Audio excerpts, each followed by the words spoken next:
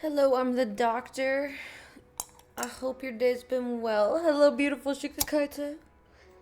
And you're beautiful too, I'm the doctor. Sorry, wasn't like just calling Shukakai to it. How's everyone's day going? Sorry I'm late. Literally, hello Wesley. Every time. I don't know how long this lasts, but I know when you get a new computer, it's just always updating, right? And this update could be really good for me because maybe my monitor needs to update because I still have yet to get the double monitor thing going. I have two monitors, but whatever. But I'm sorry I'm late. It's because the fucking updates. It is not the nut candle. I've burned through the nut candle. Tired. Gonna get something to eat here in a second. Ooh. What do you feel like eating? I've already eaten dinner. I might eat a second dinner because, Hobbit life. But I did tell Shredder we're going to explore a little bit the neighborhood today. He seems a little down. He might be a little bored. But nothing that a walk can't fix because, I don't know, the last time he's been on one was in Wisconsin. So that was almost 3 years ago. That doesn't mean he's not active. Like, I'll take him to yards of other people's houses. Like, I'll rent it out and stuff. And obviously he plays in the yard here, but he could use some extra mental stimulation. Do you enable it in display settings? I've tried that. If anybody knows like really a lot about computers, like message me if you can, because it does not give me the option to display multiple monitors. It doesn't detect my monitor, but it turns on. It just mirrors everything that's on in front of me. And then on top of it, it doesn't give me the option to extend display, to the second monitor. I have it hooked up VGA and HDMI to the graphics card. Still nothing.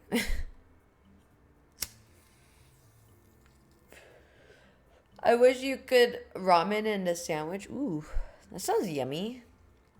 Sounds like a good little dinner. I found myself considering ramen the other day. Which is very unlike me, but I've been stuck on fish just because I think the meat is like tainted.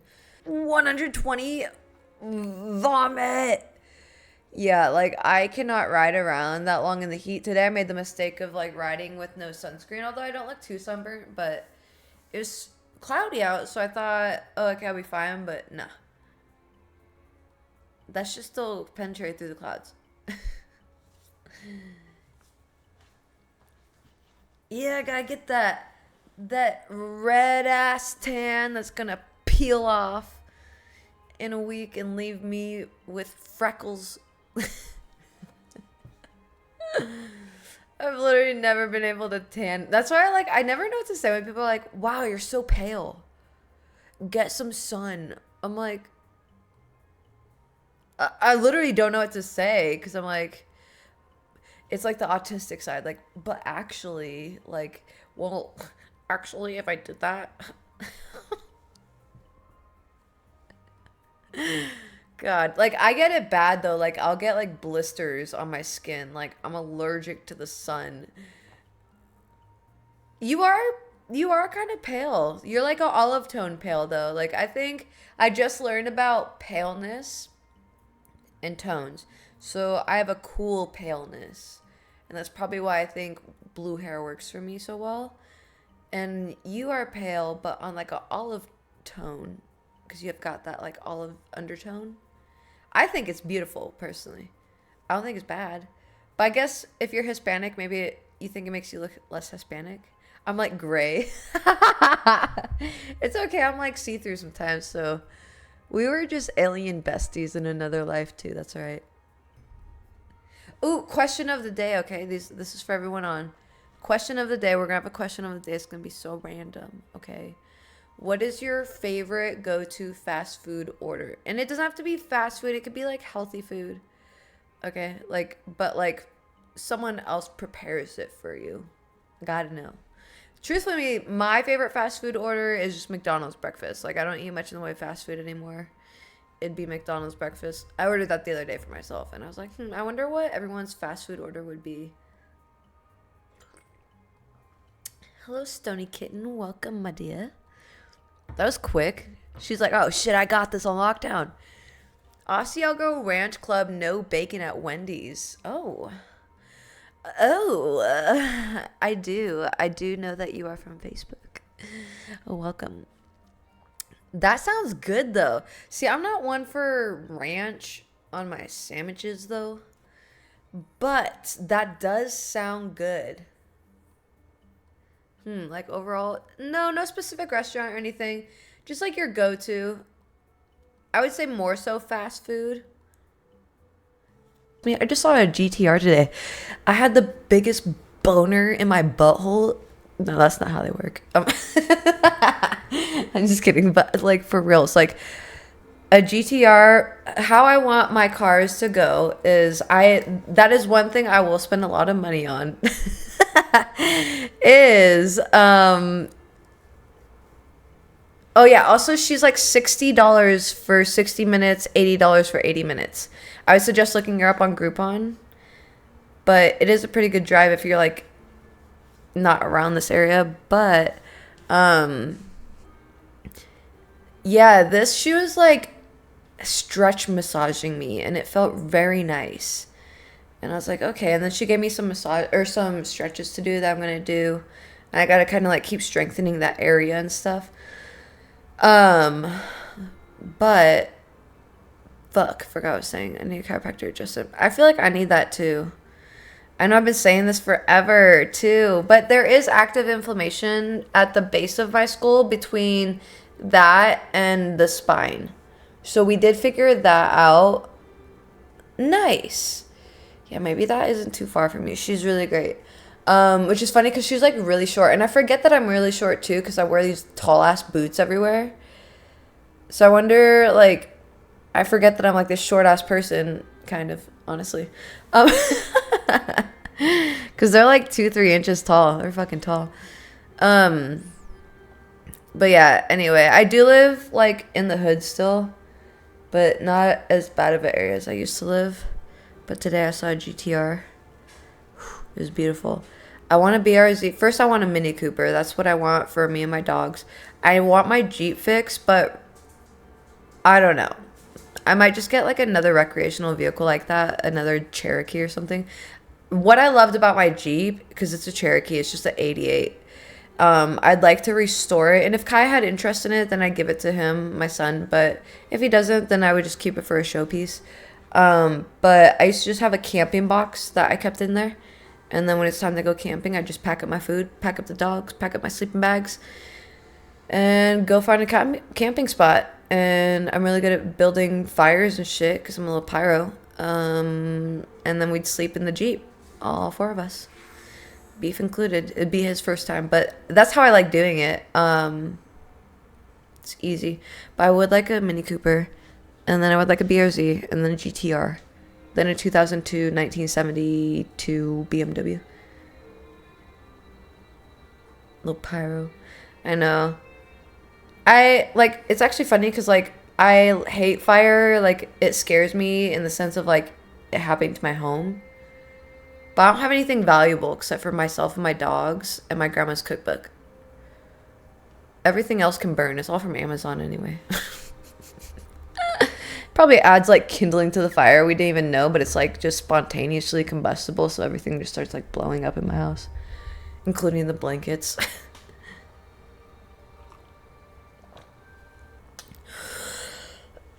Go make some foods. I hope everyone else's day has been well. I need to put some more of this THC stuff on my neck. I'm starting to get in the habit of putting my YouTube stuff up. So if you guys ever miss these, feel free to head to my YouTube. I would like 1,000 subs, but I think you can be like a monetization person off 700. I just have to have like more video uploads. So feel free to watch all the shit that I put on there. I don't know. But today, what is your YouTube? Fuck. Do I have, actually, hold on. I think I have it as a channel point still. I have yet to fix my channel points. But today we're going to talk about people pleasing. This is like a really, no, thank you, really fun subject to me because of how I went about it. And when I talk about this, the only way I can talk about this is really just from my experience, right? So, like, feel free to tell me your experience and how you did it. And I always preface anything by saying that because I've learned that with the autistic way of thinking, that's why I'm very black and white. And it's very, I can't like do the middle ground. So when I talk about this stuff, I jump from deep end to like one extreme to the other. Like there's no middle ground for me. So when I talk about these things, just understand this is how I did it. But I really think that's a weird blessing in disguise because that helps me kind of like cut out the middle ground. There's no like wavering in between, if that makes sense. So like when I cut off people, it's just kind of like bye. Like no in between at all. Like it'll be boyfriends who get the in between, and then even then that's very short lived. But people pleasing is one of my favorite subjects to talk about because I'm still going through learning about it and how to healthily go about it. And I think people pleasing is like something that we are all grown up, like raised to do. And we're like brainwashed in a sense to think that will make us better people because we're giving selfless service. And I actually remember, at least growing up and being Christian, and in a military home, you're just taught to give selfless service, right? And I don't know where else, but I would assume that's just like a narrative that's built because people can take advantage of people who are selfless a lot easier, okay? Now, I've come to terms as an adult that I'm gonna be selfish as fuck, okay? And now there's a difference between selfish and like when I think of selfish, I think of when my stepmother, we went to go get dinner and my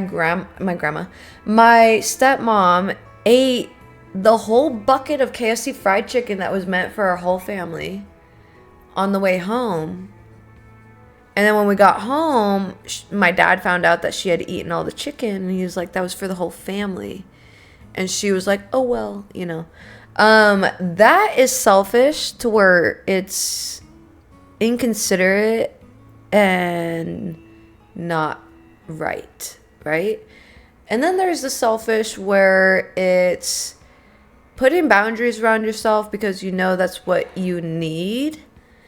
And I literally just got out of a people-pleasing phase myself, and I'll tell you how I went about it, and that's where maybe it gets a little confusing for people, but we're very much taught that what makes us a good person is how much selfless service we have in us. And I used to think that so hard too. I was like, oh my God, I'm such a good person. Like I am giving so much and I have nothing. Like that makes me so good. And while I commend anyone with that mentality, I really do. Like that is so honorable and noble and more kind-hearted than 90% of the world, okay? However, these bastard fucking takers do not have boundaries, okay? It reminds me of this video that I seen where a guy put $1 bills all over him, right? And there's a sign that says, take as many as you need. And the homeless people are taking like $3, $4, you know, whatever they need for just that day, probably for some food and some water or whatever. And then you see like the big businessmen come up and they're like taking all the money off of his suit, and you can tell that they don't need it. And he asked like one of them, he's like, what are you doing? And he's like, well, it's free money. Like, why not? And, you know, some people would see that as like an opportunist. Great. Love that. But there's an extent where it becomes questionable. Exactly. Hello, maniacal foot. Welcome, draws pentagram to summon a car. I love that. Welcome, guys. I hope everyone's Monday was well. I was just flat out exhausted, so we took a break. I'm trying to get in the habit of doing every day though, okay? But I appreciate y'all joining me. Never feel sad if you miss these. I keep them up and then I'm putting them on my YouTube now. But welcome all. I appreciate y'all joining in. So people pleasing is such a big thing that I've encountered with so many people. And I have so many experiences myself and so many examples that I can give. And I'm sure a lot of people can. However, I started realizing that this was creating like a very toxic environment for myself about 2-3 years ago. I had a group of friends that I was blowing up slowly on my platforms. This is like the first time that I really realized I could blow up, and I was just doing TikTok for fun, and people just really liked my aesthetic. They liked my humor and everything else. And I don't really know what, my butt. Just kidding. Maybe. But I was surrounding myself with the wrong people. Now, I have always been a people pleaser because I have a problem with discernment. And when I talk about being a people pleaser, this is where it stems from for me personally. Being a people pleaser can stem from people for different reasons, but I can't say they're ever good reasons. Usually being a people pleaser stems from trauma. It stems from walking on eggshells or trying to prove yourself to a household that doesn't make you feel heard. And as a child, there's basic needs that need to be given to you so that you form a healthy connection with people around you and just within yourself. And that being like going to people when your feelings are hurt. And when you can't do that, you learn like, you know, like I'll cry or I'll give you some, like, stop crying or I'll give you something to cry about, like that kind of thing.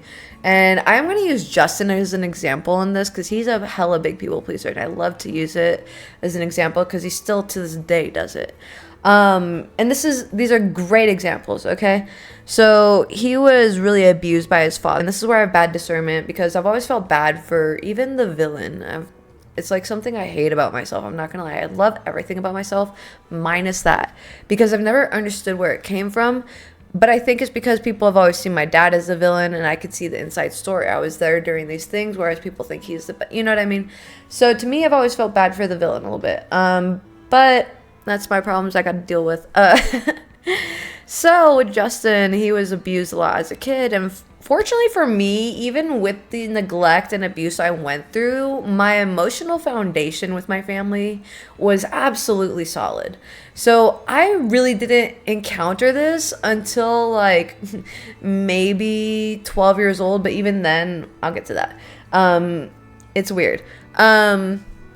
So for him, he had to find a way to keep the parents, who are usually narcissists themselves, happy. And that means doing things that you aren't necessarily happy doing to keep the environment safe for you and whatever you deem as safe. Now, people can do this in manipulative ways and non-manipulative ways. He unfortunately used it in very manipulative ways. As he got older, it turns into like heavy toxic traits. Unfortunately, he's also 5 years older than me, so I don't know how much he's able to get out of that mindset at that age. You know what I mean? So, but anything's possible.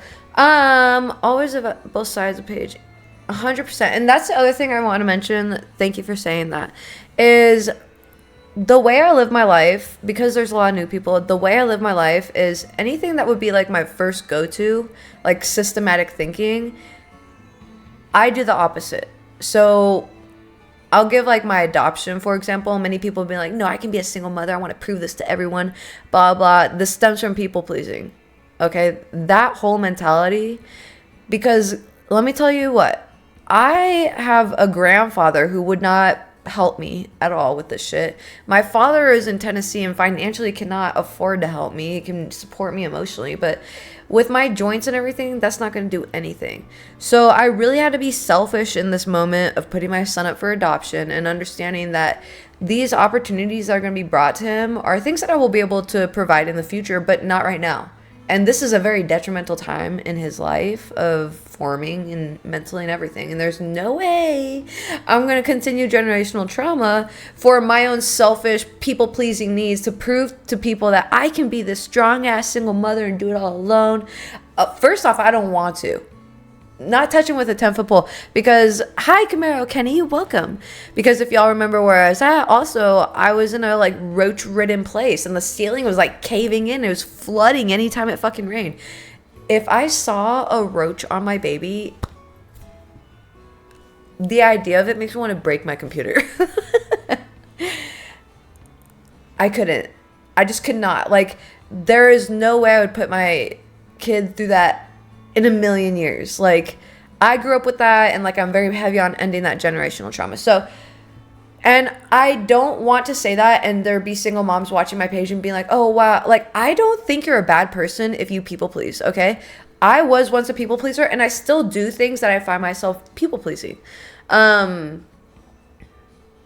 know, I'm sorry, it's because usually when I do my podcasts I'm the main star, so until we get 2 people, and then I'll be on over here. Oh fuck, where am I? Oh god, I'll be right here and like this, like a little bigger, and then they'll take up this whole black spot because they're my co-star, voice wise or video wise. Which hopefully I'm hoping Friday will be my first day with that. So my eyelash is bugging me on this end. I like put it on all fucking wonky. Anyway, so I'm hoping Friday either Sierra will join or we'll just have people join the Discord. And yes, I have a Discord. I just don't fucking know it. Sugar Kaito might. Actually, it's in my Linktree. Go follow it. If you want to like call in and talk about shit, we'll talk about something fun, conspiracy theories, something, because y'all seem to know a lot about that. But people pleasing, all right? It can be very bad, okay? I think it's something best to learn to grow out of as early as you can. Learn to be selfish, learn to do what's best for you, and the people who really care about you will allow it, okay? Like 2-3 years ago, back to when I was like really people pleasing, I had a few friends and I didn't really realize, I'm like trying to figure out, why am I in these shitty relationships? Why do I attract these shitty ass friends? You know, whatever. So obviously I'm the common factor and I'm sitting here like trying to figure out, and I was doing a lot of acid then, so you know me, I love me some acid. I'm just scared nowadays because fentanyl. Oh yeah, 100%. And I just talked about that, how usually it comes from narcissistic parents. Because you feel like you have to walk on eggshells and stuff. It's something that people do to keep the peace. And I actually didn't become aware of this being such a huge bad thing until I met Justin, the last dude I dated, Kai's father, the shit wreck, you know. So anyway, there was one time where it just made it very clear to me, because he would just like, for me, I decided when I was like 18, if someone did something that bothered me, I was not going to just stay silent. That was very unlike me. And I did that for a little bit. And I'm like, I don't like that. We're getting out of that real quick. But the reason why I did this is because I've always had to be an advocate for myself. So in situations like, and if this makes you uncomfortable, I'm sorry, but we talk about trauma here. So trigger warning, you know, stuff like that.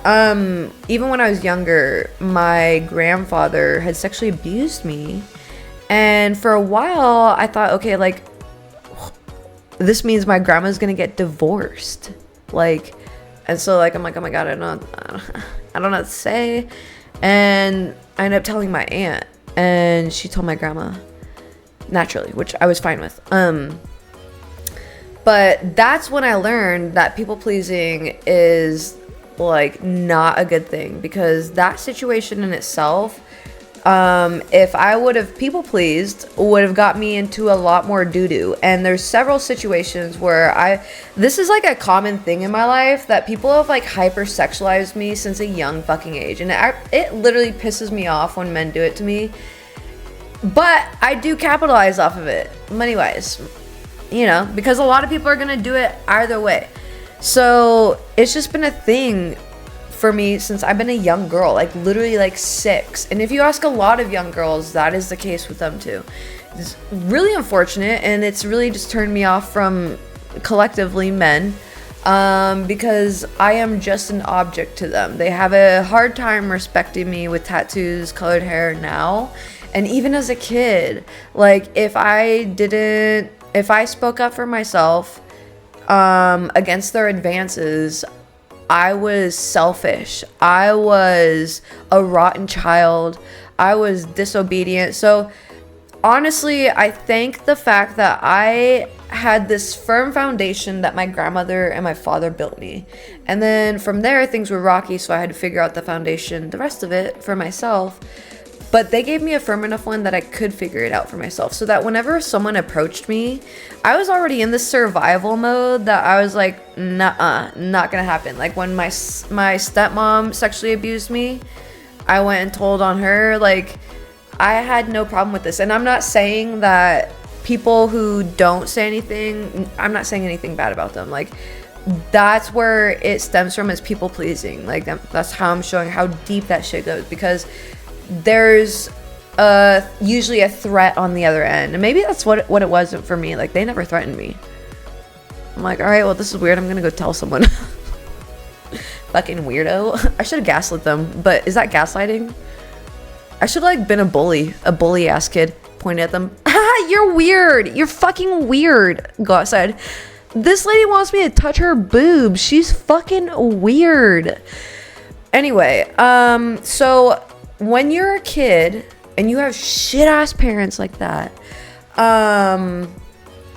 or even worse, or you could have better parents than that, ones who just like hold you to a certain standard and you want so badly, and this goes hand in hand with what I was talking about the other day, is needing external validation. And when you have a toxic environment, especially with narcissistic parents, they will never give you the validation that you actually deserve, because the point for a narcissistic parent is it's all about them. Okay, you're an extension of them, so it's not really about you, it's about them, if that makes sense. Like, if you're good at soccer, that means that's their achievement, not yours. So narcissistic parents really are fucking detrimental to a child's health. Number one reason why I didn't want Kai around, because I was having trouble with Justin and I knew that would impact him. So yeah, people pleasing stems from a young childhood usually. Now, sometimes it just stems from, like, I don't know, not knowing who you are in teenagehood. It could be stuff like that, because during those times we're impressionable. We don't really have a good footing on who we think we are, blah blah. Like, I knew I loved eyeliner then. I was like some emo girl, but like now, I don't think I ever pictured myself this way, but now I'm everything that I want to be. So it's like, you don't. Then it goes, oh, hello, Sierra. I hope you're doing okay. That one ice cube tray that's cracked, so I only use one side of it, even though it leaks in the freezer. Actually, the whole ice cube tray leaks for me because I can't walk straight, so like half the tray is spilled before I even get to the freezer.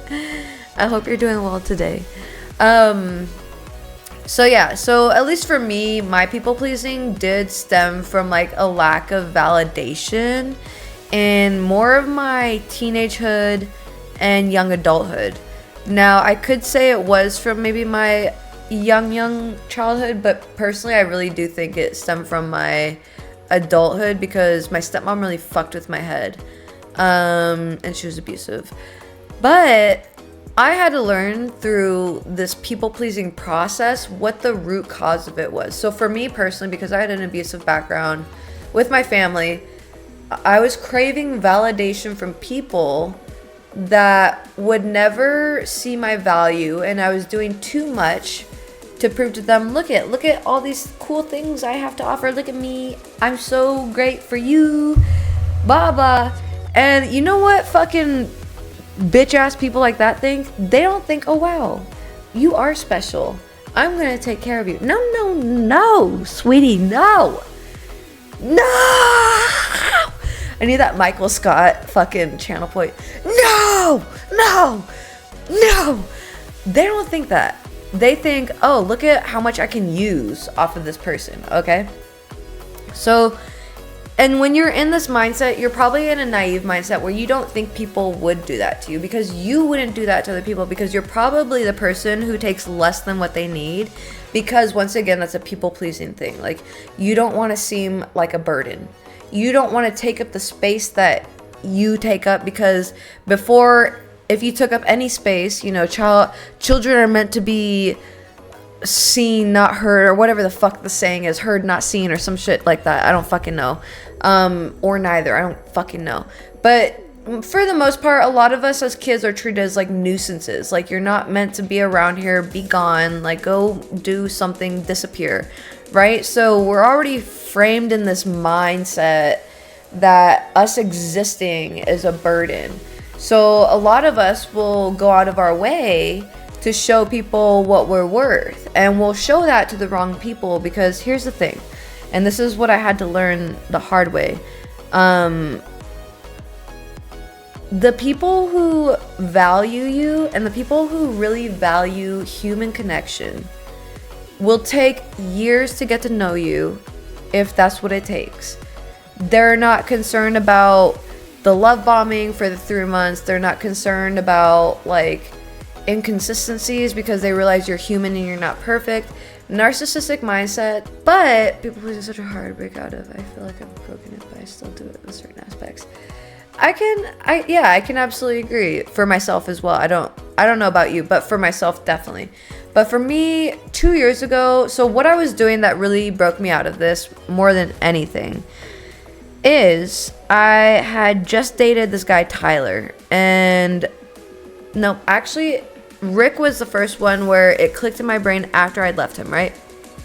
I dated him, and what I had done was shown him, oh, I can cook, I can clean, I can work. And not only can I work, but I'm career driven, despite what people think. Like, I've been wanting a restaurant since I was 6, and I've been literally working my way towards that ever since. So career driven, like, I'll have your babies, like I can take care of animals, garden, like all this stuff, right? I can build shit, I can work on my own vehicles, like I got it all. And once again, when you show the wrong people that, they're just like, that's just more for me to use from you, thank you. And you'll keep giving to these people, and people like this, they're usually of narcissistic mindset, and they think they're entitled to it. So they'll just continue taking. There's no thought in their mind whether it's good or bad. They just think, yeah, I'm that good of a person, you would give that all to me, right? So a good example of this is how you know you're encountering a good person. Is Shuka Kaito and I, we exchange gifts because we live in different states. So it's like we can talk to each other, but like we can't hang out really. And I'm not a FaceTime person really, so I guess we could do that, but we don't. It's fine because I prefer not to. No offense, I love you, Shuka Kaito. But so both her and I have been through the people pleasing phase as well. And I have always just been very transparent after the people-pleasing thing that I got done with my last group of friends that I cut off that I'll talk about my limits. I'll be like, hey, I don't have the money to do this. Hey, I don't have the energy to do this. I'm very tight on my boundaries because I know I'm a people-pleaser first off, but secondly, I can't be a good friend unless I'm selfish with myself, with my energy, with my time, because my energy especially, it takes a lot for me to, I just need a lot of time to deregulate myself. Literally almost 95% of my time is spent deregulating my nervous system, partially because of my trauma in the background, and just that's just how ADHD, ASD is. And for me, I just need a lot of downtime to de-stimulate my nervous system. But I will now be very open about my boundaries. Like, she was supposed to come here for my birthday for a couple weeks, and I was just straight up like, I knew it would probably hurt her feelings and it would probably be a bummer because naturally it is, But financially, I mean, obviously I was barely able to pay rent. You know, financially I'm not in a means to host anyone.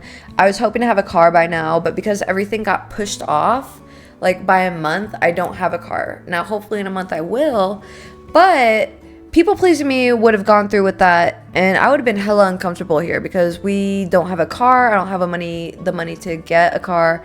I'm having to feed an extra person. I don't even have the money to feed myself. I'm barely having the money to feed the dogs. Like, you know what I mean? So people pleasing me would have gone through with that because I would have been very worried about losing her because of saying no to her.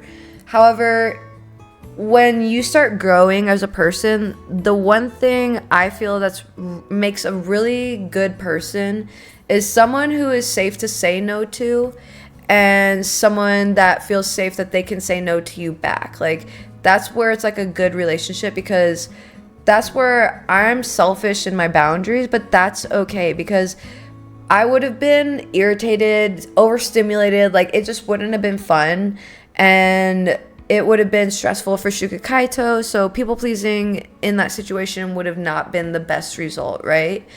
Now, before, when I was like maybe 2 years before, I would go way beyond for people. Like I said with Tyler, he came from Texas. He lived with me, didn't pay for shit. He used my vehicles, and whenever he got a paycheck, it would go towards like video games or some shit. And for a while I was like, whatever, like this, I'm just proving to him like that I'm a good, you know, future wife or whatever. And I was like, yeah, but I don't really want to do this. Like, he would like watch corn, you know what I mean? And despite the industry that I'm in, that's a boundary of mine. Like, I don't consume myself. So, and personally, I don't date people who consume, even when they're single. And a lot of men don't like to hear that because it applies to them. But I'm not trying to date and marry every man in this world, okay? And a lot of them will lie to me about that, and they think I won't find out. But just by what they say, it's very apparent, because it really distorts their mind, to be honest. Yeah. So maybe one day I'll talk about it. It gets the men mad because I make corn. I don't even know how he does that.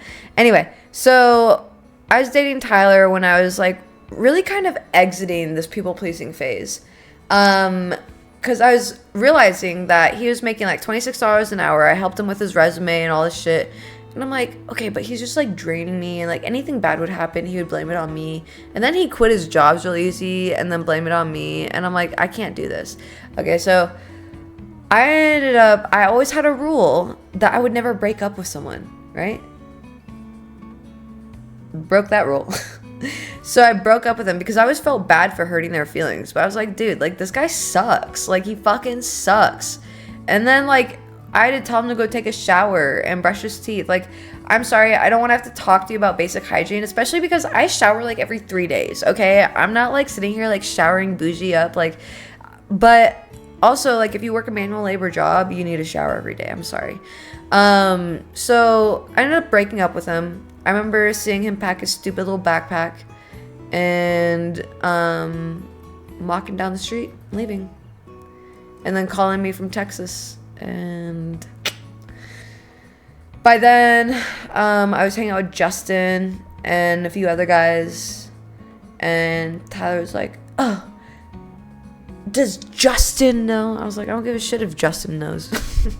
Because at that point, I really didn't care about Justin. But during that time, I had a couple friends, and I'll talk about these friends, okay? One was Ben. Talk about him, I want to say often, but occasionally, right? Ben had helped me from Wisconsin to Arizona out of an abusive relationship. But I had signed for his truck, which was like $30,000+, right? I didn't know what co-signing meant, okay? So this is where people will like, I just want to give like the warning signs for people younger than me, essentially. So if you're older than me and you figured this shit out, this is just story time for you, okay? But I do know that there's 50-year-olds as well who have not figured this shit out because they're still people pleasing. whatever. Everyone's on their own journey. So Benjamin, he used to let me use his washing machine, and I was like so grateful for that because I didn't have a washing machine. I was driving like an hour to go use it, and then I would cook like these huge ass meals, like pot roast, homemade macaroni and cheese, like 4 cheese macaroni and cheese, rolls, like the whole 9 yard, corn on the cob, shit like that. His roommates were fucking assholes to me, and Ben never really stood up for me. I just had to like yell at his roommates, which I'm fine with, but after a while, like, I do not like men putting me in a masculine position. Like, if you're gonna like crack sexual jokes around me, if you're gonna try to put me down, like, you don't deserve me in your presence at this point. Because I've had so many times where men will just like be in the room while other men harass me, and those men are just as bad. Even though they're not saying anything, they're just as fucked up, okay? We need more men who hold other men accountable, and they won't do that because the bros are like, hey, it's fucked up, bro. Like, it's chill. Like, it's just a joke. Like, but it's not a joke, okay? More than enough, it's not a joke. Anyway, so these dudes, I'd make these huge ass meals, and this guy, I remember being like super upset because he had like said something rude. It wasn't Ben, but it's one of his friends, his roommate. And then I hear like something about the food, and I was like, okay, the fuck. And then I hear from the living room where he's like, I would never tell her this, but this is the best macaroni and cheese I've ever had in my life. Side note, you want the best macaroni and cheese you ever had in your life? Get smoked Gruyere cheese, okay? That'll just take it to a whole nother level. It's like bacon macaroni and cheese, but not as smoky as bacon, like a lot less smoky, so it still allows like the macaroni and cheese to come through. I feel like bacon just overpowers it, in my opinion, because cheese is so mellow, you know. I love me some cheese. Anyway, so I was really hurt by that, and I was like, damn, okay. So then I stopped making meals for them, right? Ben was a little upset about this, and it's because I didn't know this, but he had a crush on me, right? And he was one to like flash money, and I guess that would get the girl for him, and that's how he got his last girl. For me personally, no. Like, I'll do online stuff, but like I've never done anything else. And I'm not hating against it, but like I just couldn't even lap dance on dudes. Like, I'm sorry, but I'm so repulsed by most. Like, first off, why are y'all going to get boners together at the club? That is really gay. That's so gay. Like, hey, bro, you want to go get hard together? The fuck, dude? What? What did you just say? Anyway, so, but the idea of like, I don't know. I just know a lot more goes on behind the curtain. You know what I mean? So I'm not willing to put myself in the position. I'd rather just stick to the online stuff. But I knew Ben had a crush on me, and that's when I had to keep the people pleasing at like arm's length, because I knew that he was going to be one of those guys, the nice guys, okay? There's nice guys and there's guys who think that being nice will get them the girl. Okay, a nice guy does nice things without the expectation of anything. Okay, that's a nice guy. So when you say you're a nice guy and you're getting mad at girls for not going on dates with you because you gave them money or whatever the fuck, that's not a nice guy. Okay. I hate to break it to you, but I have no weed. But I do. It's in my other room. Give me a second. I'm gonna go grab that. Pause. It's not loading anything for anyone else. Is it not load? What? If there's trouble loading, let me know. I don't see any drop frames. But let me know. I'll be right back. I gotta get marijuanas. Okay, chill. Guys. Okay, come on. I gotta get stuff. Go on. Keep walking. Keep walking, my friend.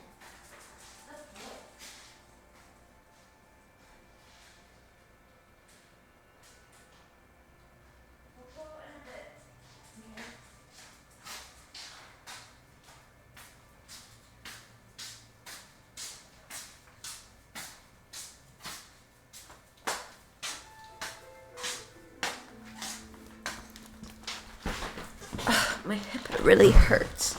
I'm getting so old. But, anyway, welcome Albino Wookie. I hope you've had a good last few days. Welcome back, my dear.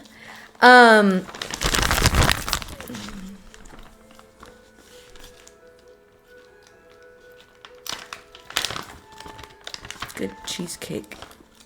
I do love me a good cheesecake. So with Ben, the last time that I spoke to him, and this is the thing, is like, I will ghost people, but they'll sit there and say they didn't do anything. Ben, the last time I talked to him, we were on my bed, and so for me, like, my bed is the hangout spot. I don't know why. It doesn't mean anything. But it just clicked in my mind, like, last year, that when I hang out with my guy friends, that they don't see it as that. They probably see it as me inviting them into, like, an intimate space. And I'm like, nah, bro, we're still, like, 14. Remember, we chill on the bed. Like, you sit at the far end, I'll sit at this far end. And that's what we do. And that's what what it was. But anyway, so the last time I talked to Ben, he knew I was struggling financially, okay? I really needed help. He needed someone to clean his house and take his dogs for walks. And I was like, I will do it. Like, I need help financially. Like, I'm free. Like, let me do it. And he ended up hiring another one of his friends. And I was really upset about that. Because when he came over, he was being really fucking weird. And now I know why he was being weird. Because I think he was going to just try to sleep with me. So he came in and he saw my dogs, Beef and Shredder, eating all the garbage because they had eaten all my food already because I was poor, like poor as fuck. And like, I had no food because I had given it to them. And, so, well, to be fair, like, I don't hug my guy friends. I don't do any of that. Like, my guy friends do not have permission to touch me whatsoever. I don't like sexual jokes between myself and guy friends. Like, I have very firm boundaries with my dude friends. So really the idea shouldn't have been like misconstrued by him. It was very like straightforward. It's just like guys like they like to test their limits. Not all, but a lot do. And he's considerably older than me. He's probably like 35 or something. So I'm much younger, and that's, once again, him just preying on younger girls in a sense. But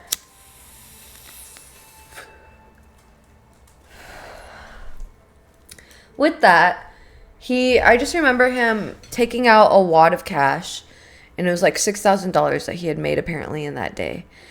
And he's like, here, I'll give you money, and you do a photo shoot, and I'll come back. And like, first off, I was confused because him and I both knew he wasn't going to give me the money. So what do you mean? What are you trying to do, right? So that's the situation that I separated myself from him. Now, I had a friend, Katie. Katie did not like me after a while, and I could tell because her husband had the hots for me. If I wore short shorts and I bent over, her husband's eyes were there on my ass. And I know that because I have tattoos on my ass, and he'd ask about the tattoos on my ass right next to Katie. Like, first off, don't even ask. Like, you don't need to ask. You don't even need to know about that. You see it, just whatever. You don't need to ask. That's all I know. But the audacity to ask in front of your girlfriend. And so Katie, I think she saw that as a threat. So she approached me in the kitchen. She's like, yeah, so like next time when we hang out, don't wear shorts so short. And usually I'm not the kind of girl to be like, oh, let me switch what I'm wearing for you, okay? But I respected her, and I was like, all right, like, fuck your dude, because he's being a little bitch. I agree, like, let me pilgrim this shit up. Let me cover myself up, because fuck that dude. But it just got worse. So any little thing that I did, she would like make fun of. Like, she made fun of my tattoo placement, and then she was like a little heavier set, and because her dude made her feel insecure, I think she drank more, and so it made her gain more weight, and then she felt more insecure because that's not how she usually looks or how she's happy with she looks. And which I understand because I wasn't too happy with how I looked when I drank a lot. But she would make fun of the chin tattoo, and then she ended up getting lipo on her chin so that it was like plumb to her chin line like mine is, and she got a tattoo underneath. And I was like, okay, all right. Anytime I did anything at a party, like she had something to say about it. Like if I was being like my crazy little self, like she would just be like, that's inappropriate. Jess, we don't do that. Jess, be more ladylike. Like that's maybe you, but that ain't this. Just kidding. But for real, that was my mindset. I was like, who are you to tell me what to do? Like, what do you mean we don't do that? Because I'm literally doing it. Like, what do you mean by that? So, anyway, so she would be like rude to me, and I was only friends with her because I'm like, oh my God, like, what would I be without these people? Like, what if I need help and like no one's there to help me? So once again, it stems from the validation thing, and like I thought I needed their validation, but it got to this point that they were so rude to me. Okay, I was going around making treats like cupcakes and cookies and stuff from scratch, and because I was writing my cookbook for my bakery, and I was doing all this shit by scratch to get all the recipes in my cookbook so that when I have workers, these are the recipes you follow, right? So I'm like perfecting my recipes, and I prefer things less sweet, more heavy on the butter, and I prefer salted butter. But I would go around using them as my test subjects, so I'd give them baked goods all the time. And my joints were really bad, so like once again, when I was dating Tyler, like I was cooking for him where I had no business to be cooking. Like I was very heavy into the flare up. Like I was overexerting my body to where like I was cooking meals for these dudes where I was on a chair sitting. Like I shouldn't have been cooking. And if any man really cared about me, they would have told me to sit my ass in bed because my ankles were huge. Like it's not like I'm fake, like you can see it physically, right? So this is all people pleasing. This is like just craving that validation, right? And it got to a point where it was too much for me to handle. I was like letting go of Tyler was making my plate easier and lighter, and it got to the breaking point. Ben broke the point with the money thing, right? I got rid of him, and I was like, all right, this is feeling good. Because here's the thing, like when I say I have boundaries with men, like I don't see this thing right here, like if I sat on that, you are not allowed to sit on that with me. Don't even think about it, okay?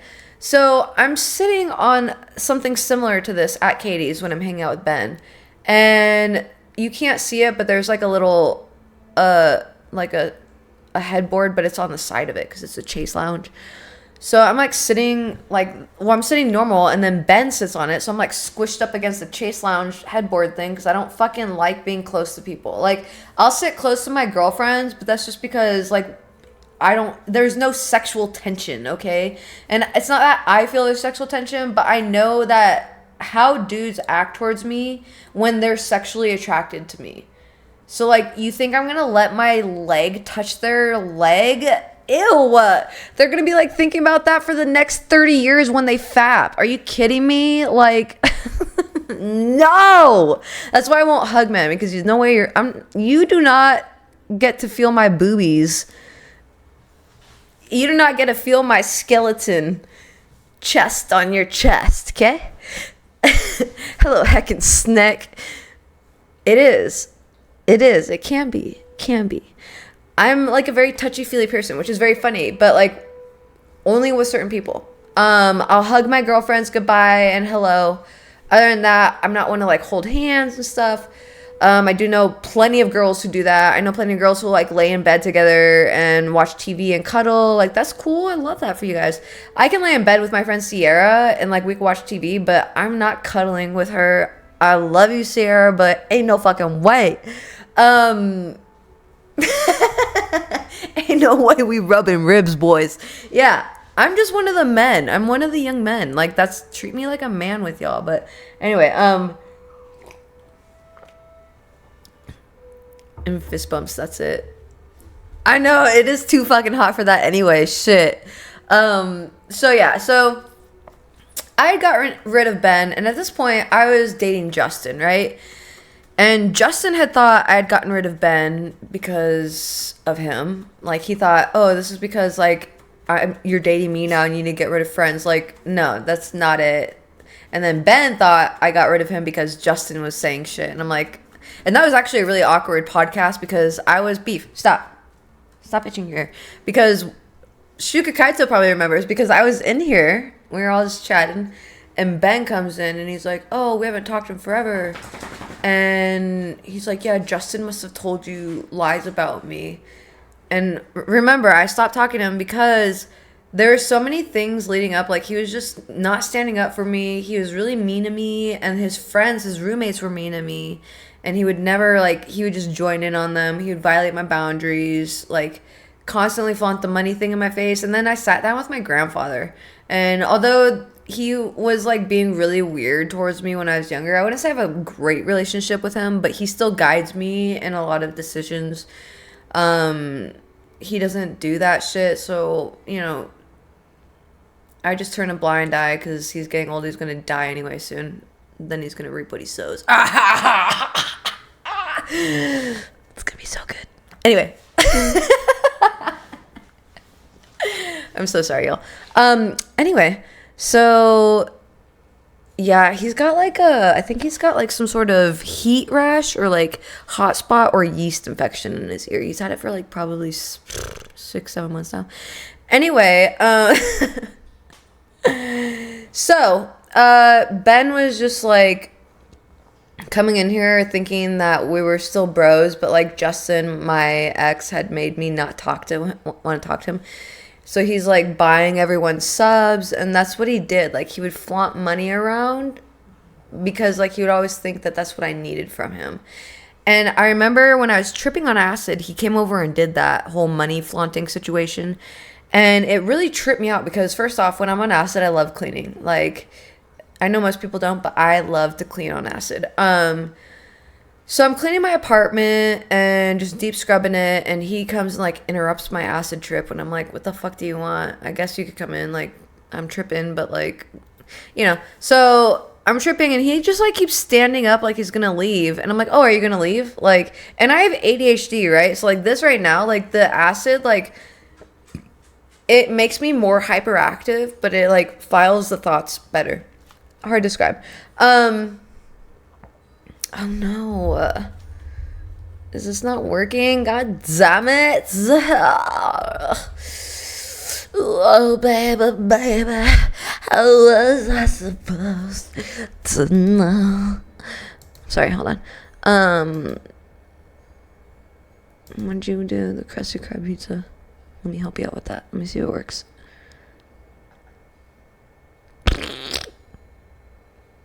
Where is this?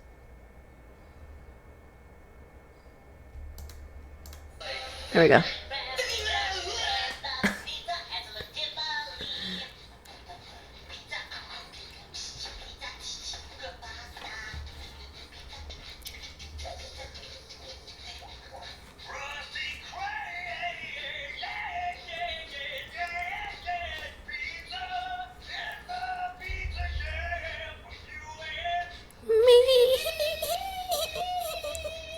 Can't go that high. I just realized my subs say 0. Hi, beefy boy. But I don't believe anyone needs anything from another. I absolutely agree. Heckin' snake. God damn, that was a what was it?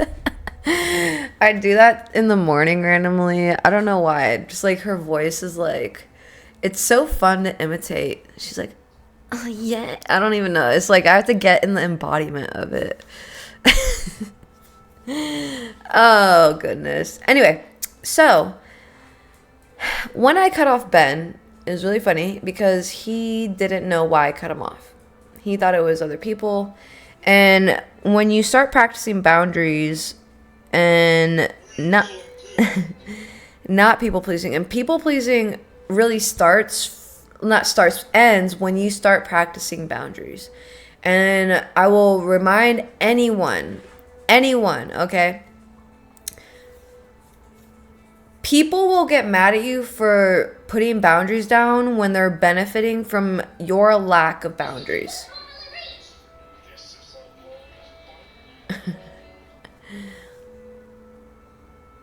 Yeah, I don't really know, honestly, Kenny. Maybe it's how you go about it. I don't know. I don't know you. Maybe you'd have to like approach me. If you ever see me in public, like just compliment me and then I'll see how I respond. Maybe like you never know. Maybe like you're like, I like your jacket. And in your mind you think you're like, I like your jacket. You know what I mean? I don't fucking know. I'm just saying shit, but I get what you mean. I rarely do I compliment people because I have to be in a very good mood, and I really believe the energy from the inside out.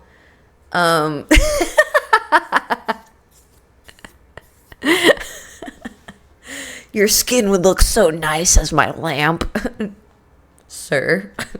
Anyway, so yeah, start there.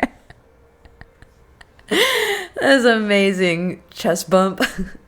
Chest bump that'll make me fly like across to like Nevada. Anyway, so it is very rare for someone who cares about you genuinely to get mad at you for laying down a boundary. Like, I could imagine Sierra and Shuka Kaito laying down any boundary they wanted, and I'd be like, all right, I'm chill with that. If that's what you need to grow, like, I'm here for it. Just because I support their growth and I'm not trying to hinder it.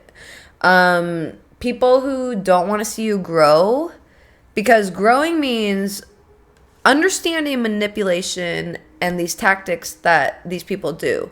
So when you want to grow, that threatens the security of these manipulators taking advantage of people pleasers. And there's always, the polar opposite to everything.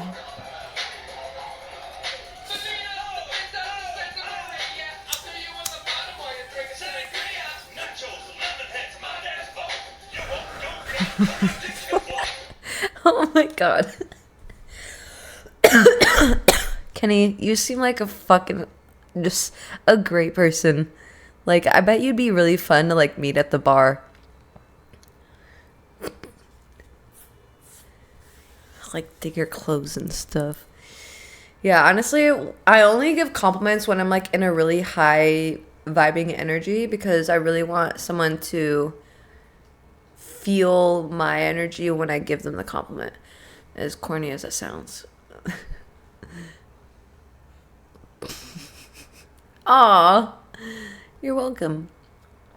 But yeah, so for me, Ben so-called didn't know why I had left our friendship, but he knew. He knew why. They like to pretend they don't know why, because it gives them an opportunity to be like, well, I didn't know. And then you give them another chance, and then they continue the antics, because people like that are very secure in what they're doing, and they don't want to change their ways. And like, for instance, this would require Ben standing up to his roommates. This would require Ben like being whatever, like not so resentful towards me because I won't date him, like whatever the fuck it was, right? And I told him when he was there and I was tripping on acid, I almost started crying because I feel bad for the dude, because he buys all of his friendships, and I was like, I refuse to use money from him, because he's one of those people who just like gives money to all of his friends because he knows if he doesn't, he won't have any friends. And I was like, but I'm not that way, so I'm not gonna fucking take a penny from you. And that's when he saw my dogs eating out of the garbage, didn't give a shit. And then later, when we were in my room just chilling because I needed to smoke a bowl and take a, break off my ankles, he offered me $6,000 to do a photo shoot. And I literally didn't, still, like, I cannot compute what the fuck that means. I just think he thought I was gonna sleep with him for that, because that's how he got his ex to sleep with him. Right? So I was like, that's not gonna be me ever. And then he asks me for money, which is so funny because I just said it's not gonna be me ever. You just offered me $6,000. $6,000, and I was broke as fuck. Like, oh my god, like when I'm thinking about this right now, I actually never really like fully, digested this, but when I think about that, how much integrity it takes in oneself. And people say that I have no self-respect, okay? Like, $6,000. I couldn't afford rent. I had no food. And I'd given all my food to my dogs and they were eating out of the garbage. And he was offering me $6,000. And I was still like, no, I'm not going to be that friend, dude. Like, I'm just not. And plus, the way you're going about it is a little weird. If I may say so myself. Cough and don't spread, don't resist. I love me some cookie dough. I almost don't know if it's... Oh, by the way, the question of the day, not to get off track of this heated subject, is what is your go-to fast food order? Mine would be McDonald's breakfast, sausage biscuit with a hash brown and iced coffee. I can like cook him food, cut his grass, suck his Kenny, go for it. His name is Ben Meyer. Find him on Facebook. What intonation? So anyway, I don't know what happened really, but I just stopped talking to him. I stopped responding to him. And people like that, they know what they're doing. When you're an adult, at some point you got to stop giving people benefit of the doubt because it allows you to keep bad people around. And these people will call you selfish. Be selfish, please. Get it out of your mind. If you're 18, 19, 20, get it out of your mind that being selfish is bad. Okay? Worry about yourself fucking first. Okay? You are the center of your whole universe. And when you start making other people the center of your universe, you start relying on their validation. You start relying on just them. And nobody has got your back like you do. Okay? Unfortunately, I learned that at such a young age just because I always had to have my back through everything, even parenting and stuff like that. I parent myself. So, but the least you can do, even if you're not thrown into that through survival, is just learn it for yourself. Have your back. And the people who really love you will respect that and stay by your side. People who want to use you are going to move away to people that they can use easier because they don't want it to be difficult to use you. The fuck? Could also use any bacon cheeseburger. Like from Burger King or just from anywhere? I'm not a fan of like, I don't like Culver's that much. Like, I think Burger King has the best burgers, but McDonald's has like a certain flavor that I will always go to, probably because it's like half human. A little cannibalism. I'm just kidding. Are you a swinger albino Wookiee? I love that for you. Better late than never. And that's not even late, okay? There's like 50-year-olds who are still people pleasing, and they like, I see them on TikTok and they're like, you know what? By 50, we just don't give a fuck. I'm like, by 50? Fuck. By like 18, I stopped giving a fuck. Like, goddamn. If I gave fucks, the reason for me I had to abandon giving fucks about other people and their validation is because it was fucking me over so hard. It was putting me in the same cycles of abuse. And for me, like, I just couldn't do that with my joints and stuff. Like, that kind of shock, that abuse, everything, stress, makes my sickness worse. This is the best my health has been. And what a coincidence that I'm not dating any trash men. Anyway. Karen in a burrito. What is that? Humma.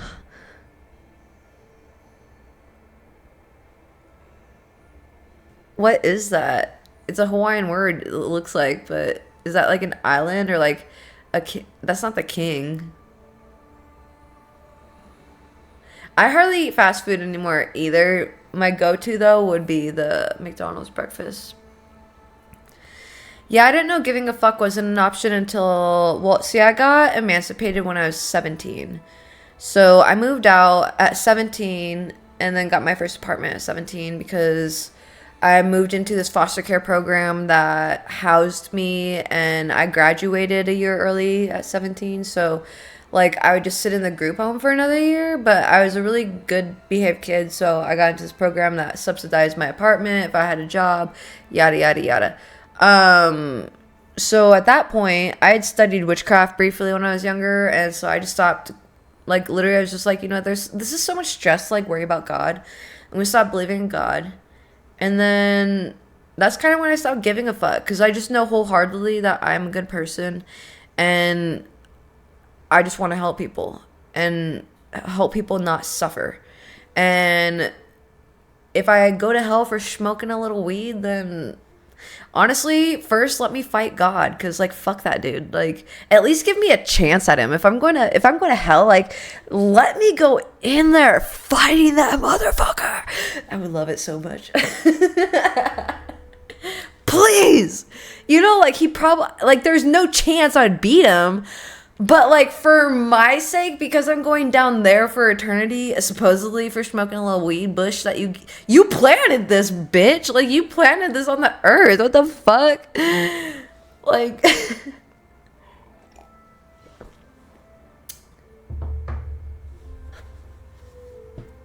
Hawaiian state fish. There you go. I would hit up grandma for certain foods she would make. Grandma always makes the best food, dude.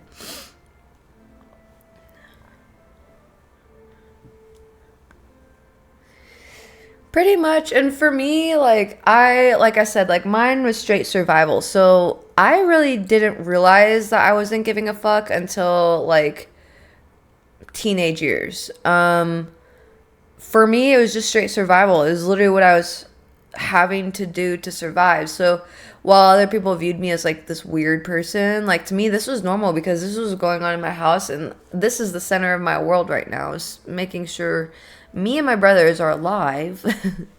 So anyway, yeah, some people live longer. Like I'll dare to say my grandma died people pleasing, and that's kind of why I stand on this hill of like, get rid of the idea of you need people's validation. Start validating yourself. And I did this so cut dry, okay?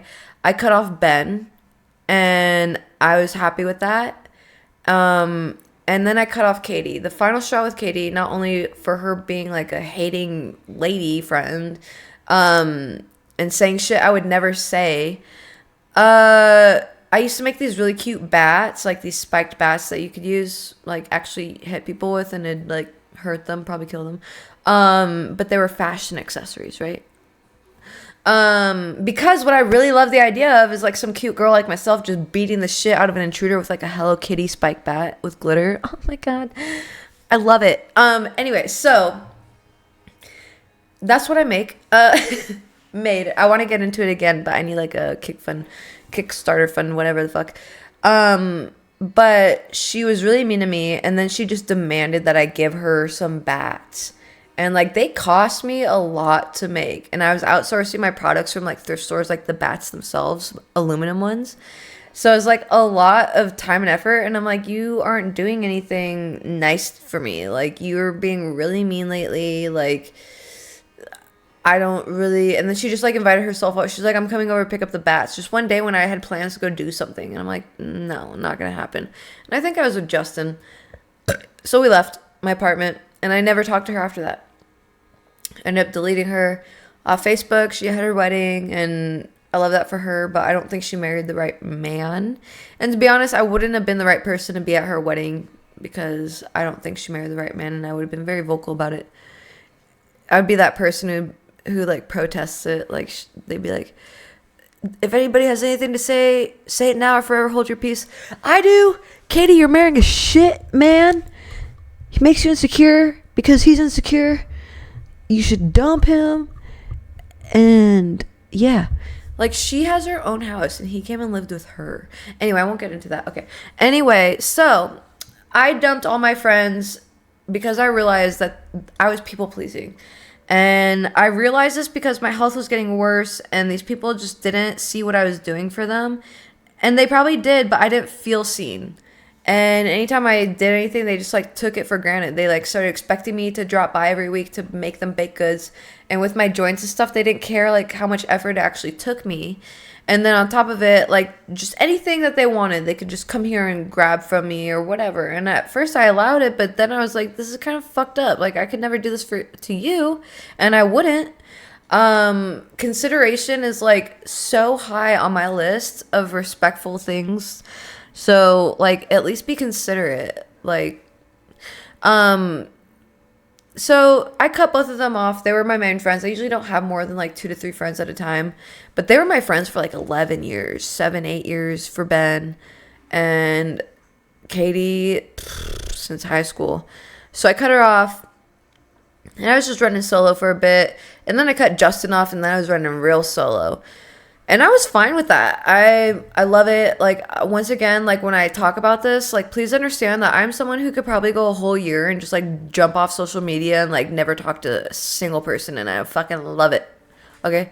Like, I just do social media because I don't like talking to people in real life, but they want to always make sure that I'm okay. Probably because I'm a little nuts. But that's okay. I appreciate the concern. But I just do it so people know I'm okay. Like, okay, if I stop posting and start posting off the deep end, like, y'all know, like, you know, shit's happening, whatever the fuck. I don't fucking know. But really, it's just to make sure people know that I'm okay without me having to talk to them. You know what I mean?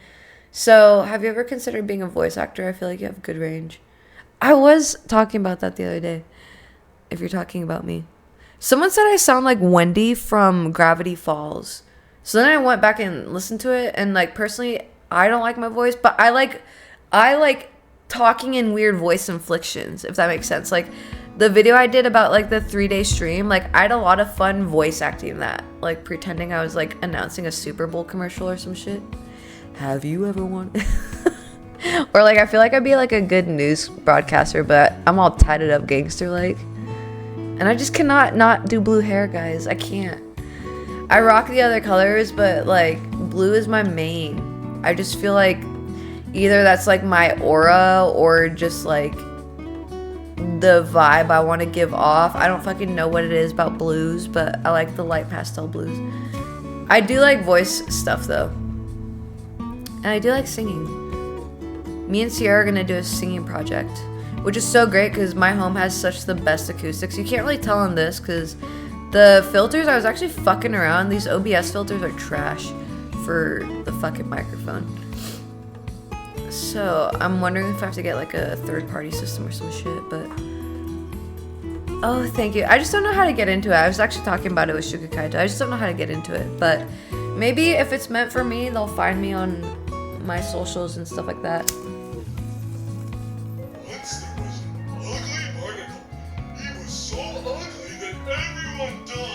The end. Hold on, I got one for us. Oh, what a grand entrance, Ryan. Beautiful Ryan is here. Beautiful Ryan is here.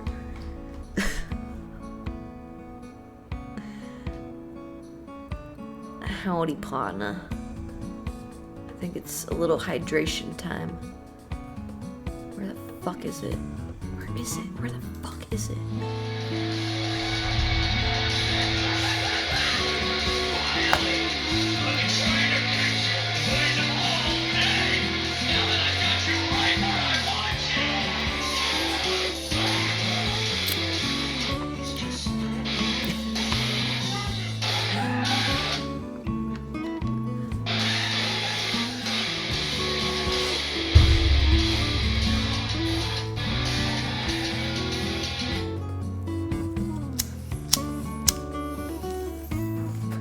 Right now, I've been really stuck on salmon.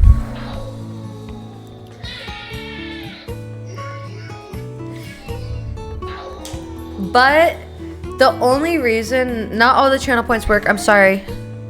And I do need to change some. I want to add some Step Brother ones and a few other SpongeBob ones, but I have to switch them out because I'm at my max limit. I didn't know there was a max limit, but I've been stuck on salmon for like the last 3 months. And asparagus and sweet potatoes. But the only reason why is because I watch so many conspiracy theory things and like pretty much in my mind all the meat is fake. And then okay, I could go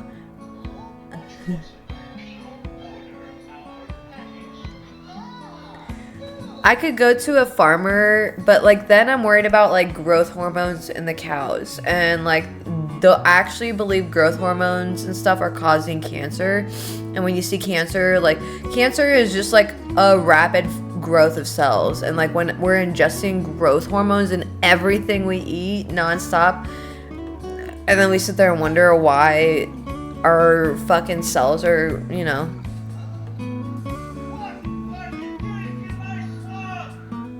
It might stink. I haven't smelled it, to be honest. I do drink a lot of water because I drink a lot of coffee. And if I don't drink water with my coffee, then it hurts my head because I'm getting old. A salmon grilled cheese? Interesting. But I've been really stuck on salmon just because I'm really afraid of meat lately. I'm also really afraid of cheese that's on pizza because they put like glue byproduct in it that makes it stretch more. Yeah, I'm freaked out about all the growth hormones. I know I'm not gonna live forever, but I don't like the idea of being taken out by cancer, that's for sure. Yeah, I've been slowly switching. Like, I don't have any plasticware in my house, but the thing is all my fucking food comes in plastic. So now I have only glass, plasticware kind of things.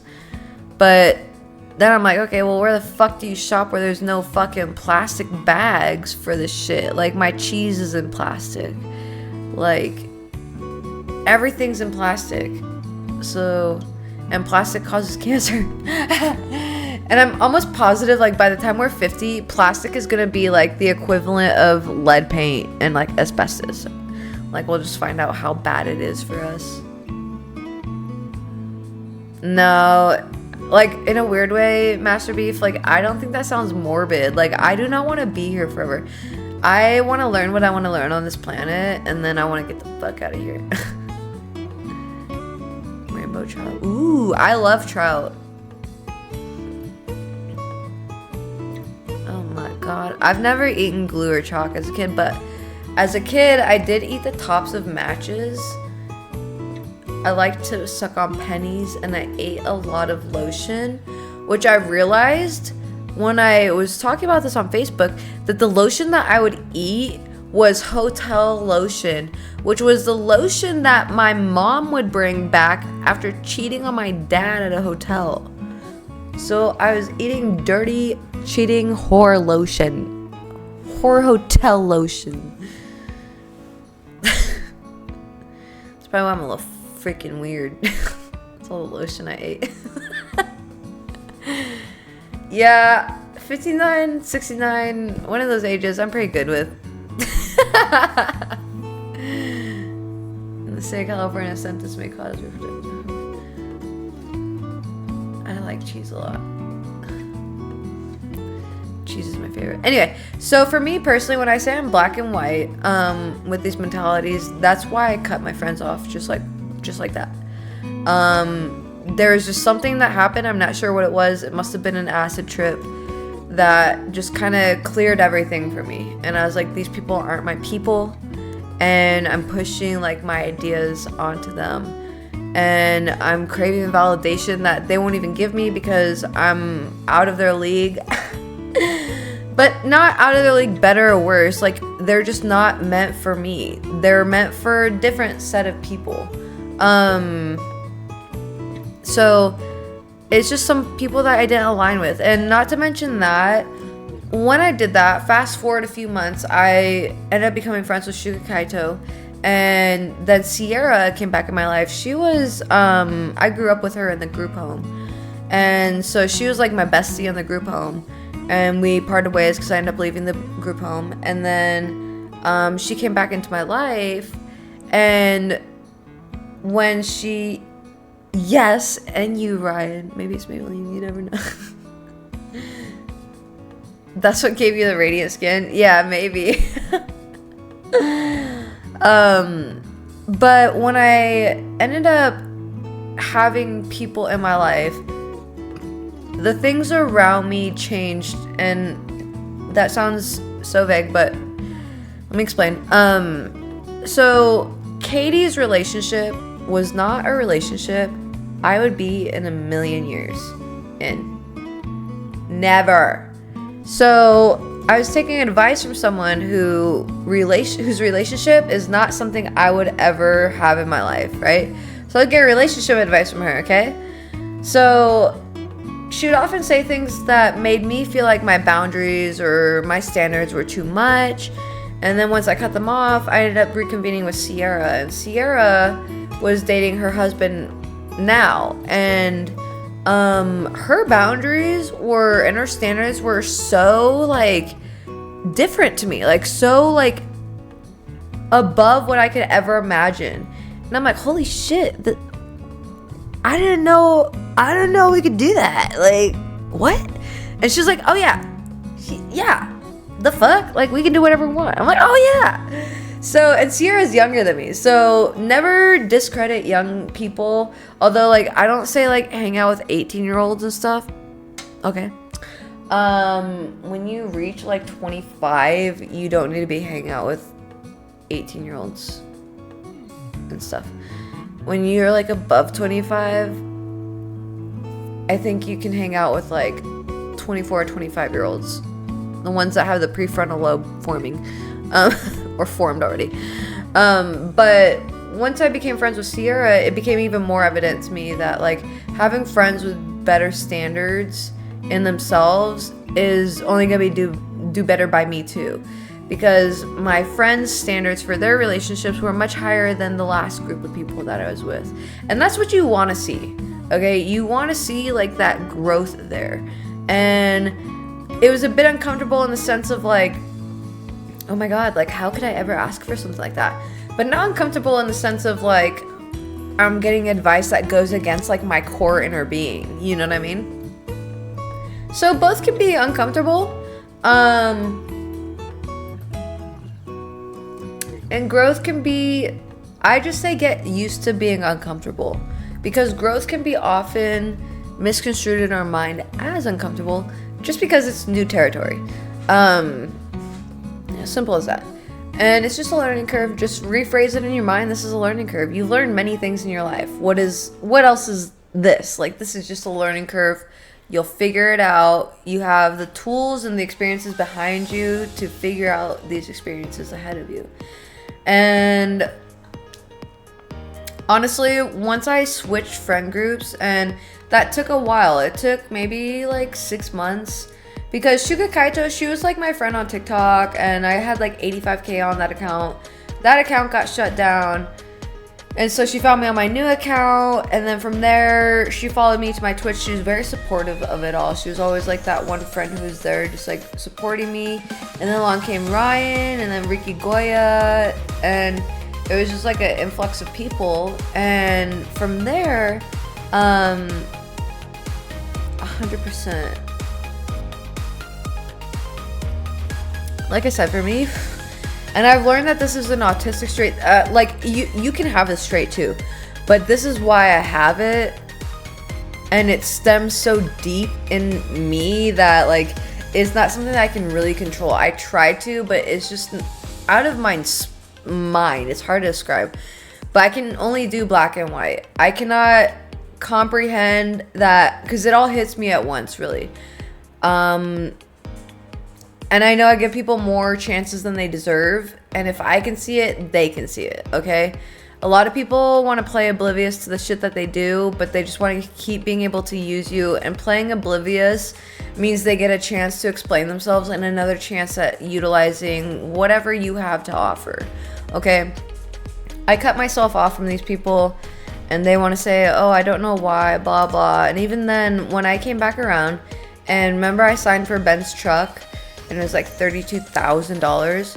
So I really needed a bike because I had sold my car because someone tried fucking with the catalytic converter. Is no longer running, and then someone stole my motorcycle.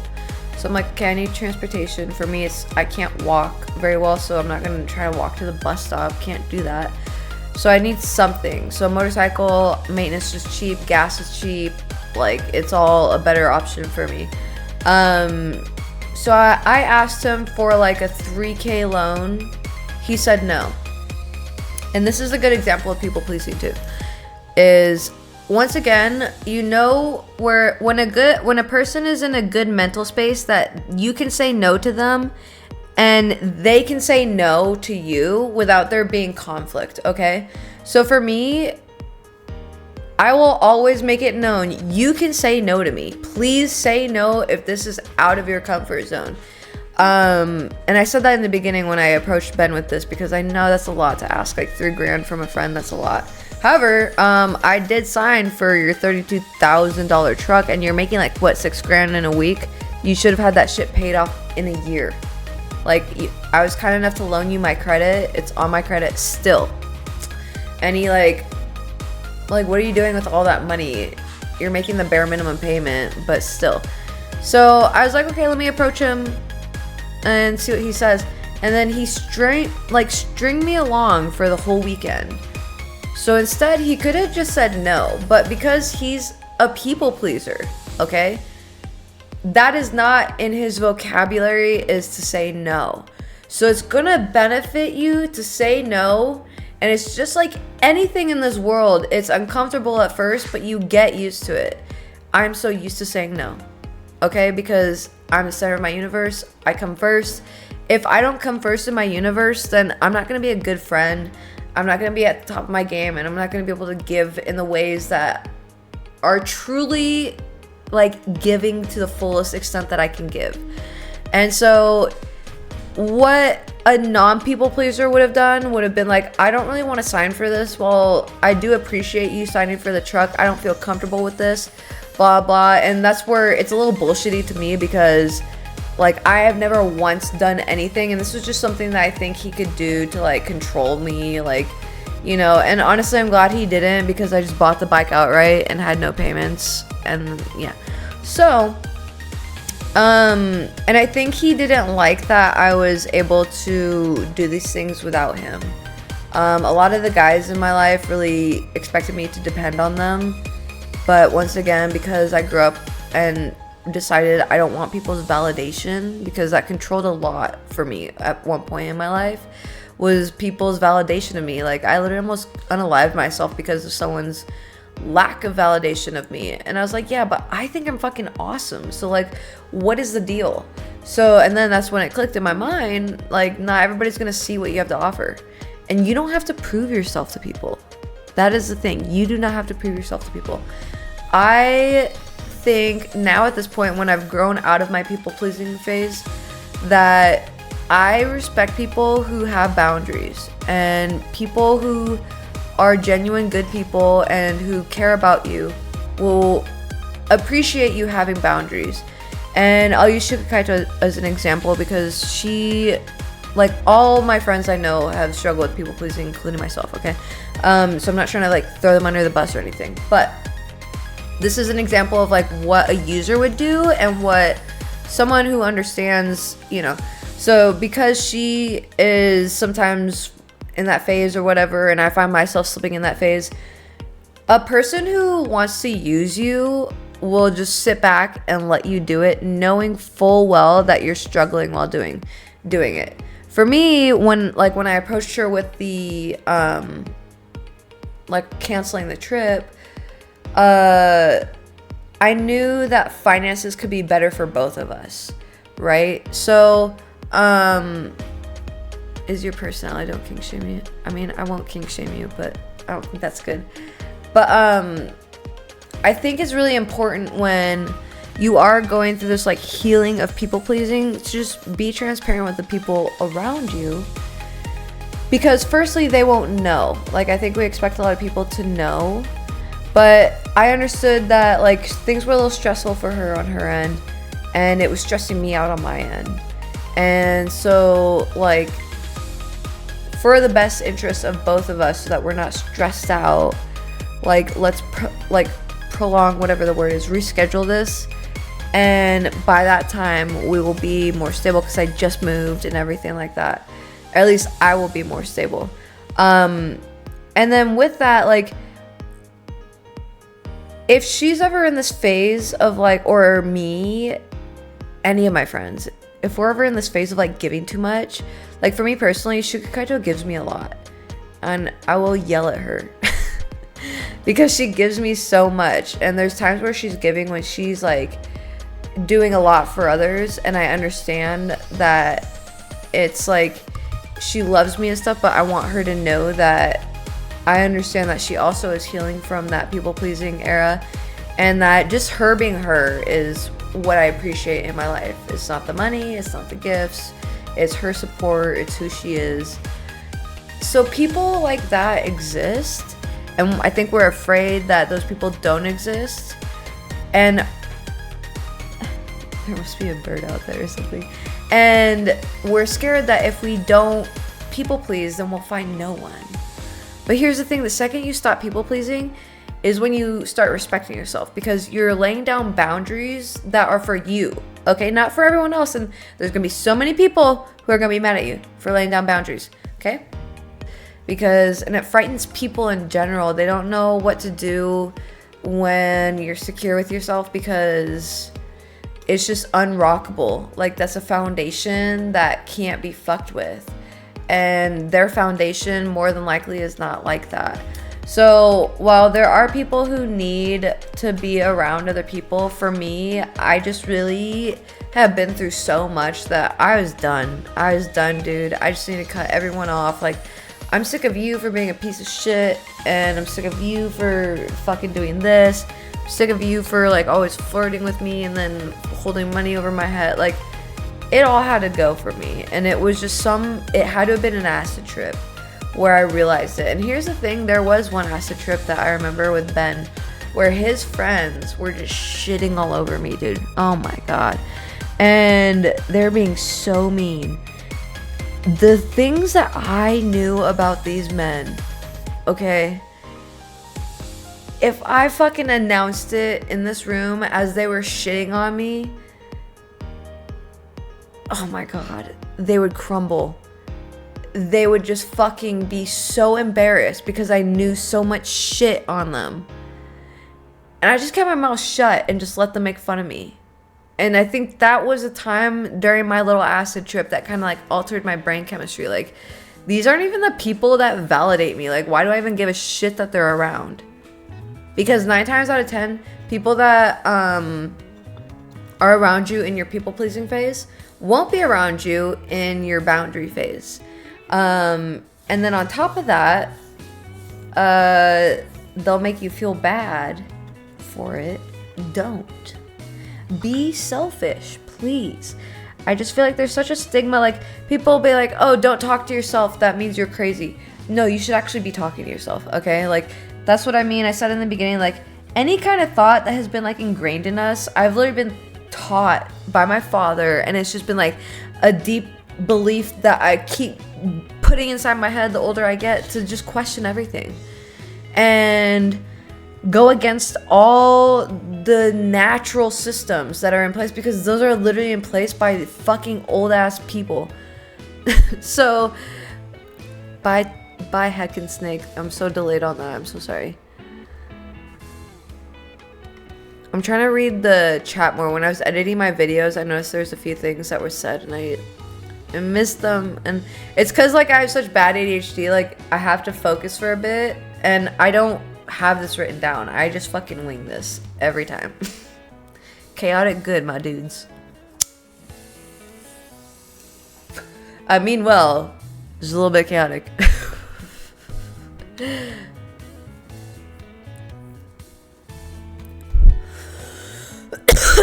Hell yeah. And I am so proud of you for doing that, because here's the thing is nowadays people very much confuse free time with availability. And I have guys in my inbox thinking because I'm online posting, that means I'm going to talk to them. And I don't really talk to any guys. There's a few guys that I'll message. Like right now, I have another friend named Ben, and he's helping me with my monitors. So I don't know what the fuck's going on still. But other than that, I don't talk to any guys. And there's guys who will like buy content from me and think like buying content means they can talk to me, but they just bought the content. Talking to me is a whole nother price. Anyway, so I feel like it's important to just learn to say no when you want to say no, you know? And a big part of that, actually, I stepped into that when I started recognizing that I stayed at parties longer than I wanted to be there, because I was hanging out with Katie a lot, and I'd be at her parties. I wasn't much of a drinker anymore, and then they smoked like so much, and I like smoking, but like to an extent. Like, I can only hang so much. I'm kind of weak with that shit. Like, I have very baby lungs compared to most stoners. So, my dad is driving home. We should try to make a stream with cast a movie on Discord. That'd be fun. Can we do that? But, fuck, I forgot what I was saying. Anyway, so, a big thing that I know people pleasers have in their minds, and it makes me think of Justin, is because there was so many times where he would tell me that he didn't want to ruin the moment by bringing up what upset him. And that's such a big thing for people pleasers, because that shows how much of eggshells you've had to walk on in the past. And that would hurt my heart when I heard him say that. I'm like, what do you mean? Like, what do you mean ruin my experience? Literally, I've already just ruined your experience. Like, bring it up right here, right now, so I can make the experience back to being better. Like, that's a people-pleasing thing, when you won't bring up what hurt you. So when I was going through these phases of cutting people out, that's where I was learning, like, okay, like, either I could talk to them or I could just, like, cut them out. And now there's some people I deemed worthy of talking to and making it work, but not very many people. Especially not those ones. So at that point, I was hanging out with Katie, and she was being really mean to me at parties. And Manda, who was on here before, I actually think she made Katie very jealous of me too, on top of her dude, because Manda would just like, she'd just be like, I love the way you look. You're so beautiful. Like, Manda was just like pure love. Like, anytime I was around her, I love her. She was just such a vibe, and then Katie would just get like such a negative vibe anytime that happened, and she'd be just like hateful towards me secretly. Like, she'd be like telling me not to wear certain things, and then she'd act like what I was doing was wrong and stuff like that. So this would happen at parties, and I realized, okay, well, I don't really even like being here, because anything I do, like, Katie thinks I'm like outrageous, and like I like people. Like, when I'm at a party, like, I'm definitely the life of a party kind of person, but it was hard to be like fun in that environment because I had to worry about her fucking weird ass husband and then all those other things. So it's like I couldn't be my authentic self, and I was really on this path of being back to my authentic self, because I dated this guy who kind of steered me on a different path that I wasn't. So I was like, let me be my authentic self. And then when I was my authentic self, it rubbed these people that I thought loved me the wrong way. And that's when I learned that I was people pleasing, and that this kind of relationship is going to do nothing but get me used. So during those parties when I was like, and I actually have like a spiritual TikTok, I just don't know how to get into it. I don't know the fucking username and shit and the passcode. Like, I tried so many times, so I don't know. But that one has like maybe 12k people. I haven't used a lot, but there was one video that went viral on there, and it was me describing how I leave parties when I don't want to be there anymore. And so because I'm a black and white person, okay, are you one of those people, like, if you're in a meeting, if you're not one of these people, then this doesn't apply to you. But if you're in like a meeting at work, everybody's in there, and like you don't want to go throw away your apple that you just ate or whatever, because if you get up, everyone's gonna look at you, right? Okay, so how my mind works is, okay, get up, you get up, everyone's gonna look at you anyway. So make it even more ruckusier, okay? So my instinct would be to just like slam dunk the apple, right? Like, if you're gonna make people look, like, make them look, okay? So that was my motto, okay? So from there, I took it a step further. Yeah, see, okay, so I would do that, but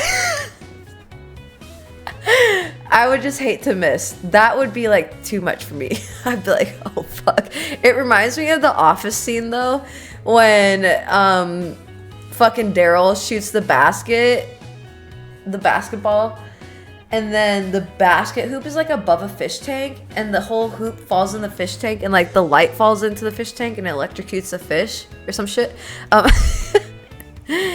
But so for me, because I'm a black and white thinker, I think that's how my mind goes. It's just like extreme opposite, right?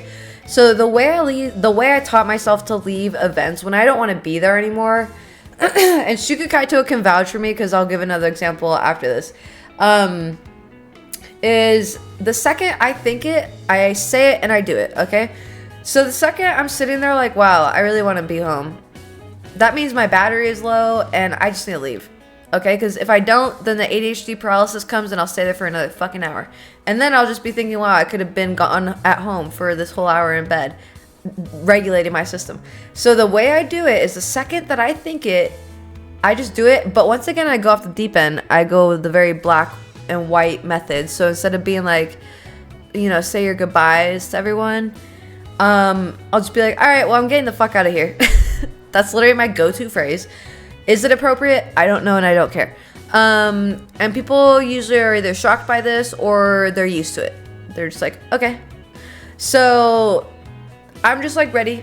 You know, all right, I'm gonna get the fuck out of here, guys. I've had a great time. I love y'all. I'll see y'all whenever. Bye. And I did the same thing with Shuka Kaito. Like when I was tired, like instead of like, because I was like seeing blurry vision of her. So instead of being like, tiptoeing, because I don't do that sugarcoating tiptoeing very well, I'm just like, all right, I need to get the fuck to bed. Just simple, like, and I know that doesn't work for everyone, but that's really how I stepped into my non-people pleasing phase and worrying about myself, is just the deep end. And I don't know why, but it works so much better because both are uncomfortable. Okay, mitigating it with the sugar, and the sugarcoating just takes too long. Okay, I don't have all that time. I don't want to spend that time sugarcoating why I need to leave. Like, you don't even care why I need to leave. I just need to leave. Like, and honestly, if I told you why I wanted to leave, you probably would hate it. Like, this party is boring. And it's not stimulating my ADHD senses. Okay, I need to go to a museum, alright? I'm a fucking 7-year-old child, okay? I need to touch stuff and, like, look at lava lamps or some shit, okay? So, yep, and that's where you practice boundaries, and you just gotta be abrupt. That's because people will try to get you to stay, but I'd be like, that's where, like, all right, I gotta get the fuck out of here. That's where it works, because it's like, people are like, oh, okay, like, did you shit your pants or something? I don't know, but we'll see. I'll tell you tomorrow when I get home. But, 100% Sierra, 100%. I will do that too. I used to do that. I think I was like 18 when I would go to parties with friends, and I remember this specific party where I wanted to go home. It was like 4 a.m.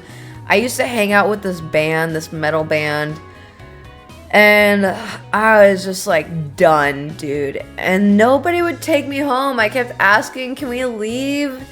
And I still had to ride from his place to my home. And so I was fucking tired. It was cold. I was stupid and I wore shorts.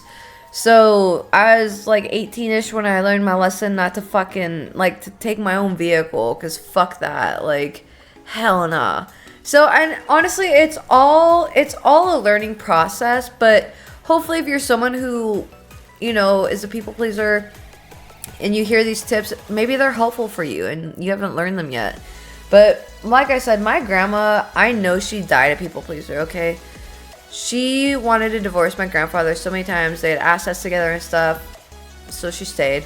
And I think she stayed for the sake of me, and because she took care of me part of the time.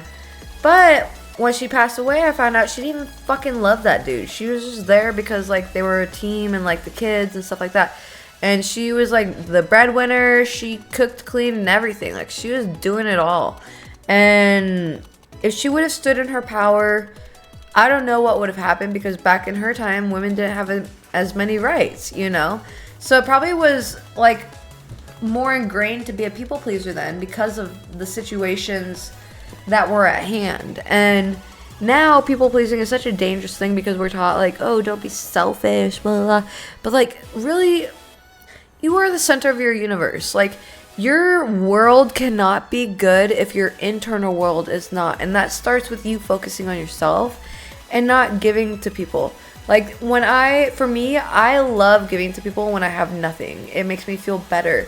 But I realize, like, then I create more turbulence for myself, and that makes me internally not, like, okay. Like, I'm not at peace or anything. So put my internal world at peace, put my surroundings and environment at peace. And then once my cup, how I like to do it is like, so imagine there's a cup below here, okay?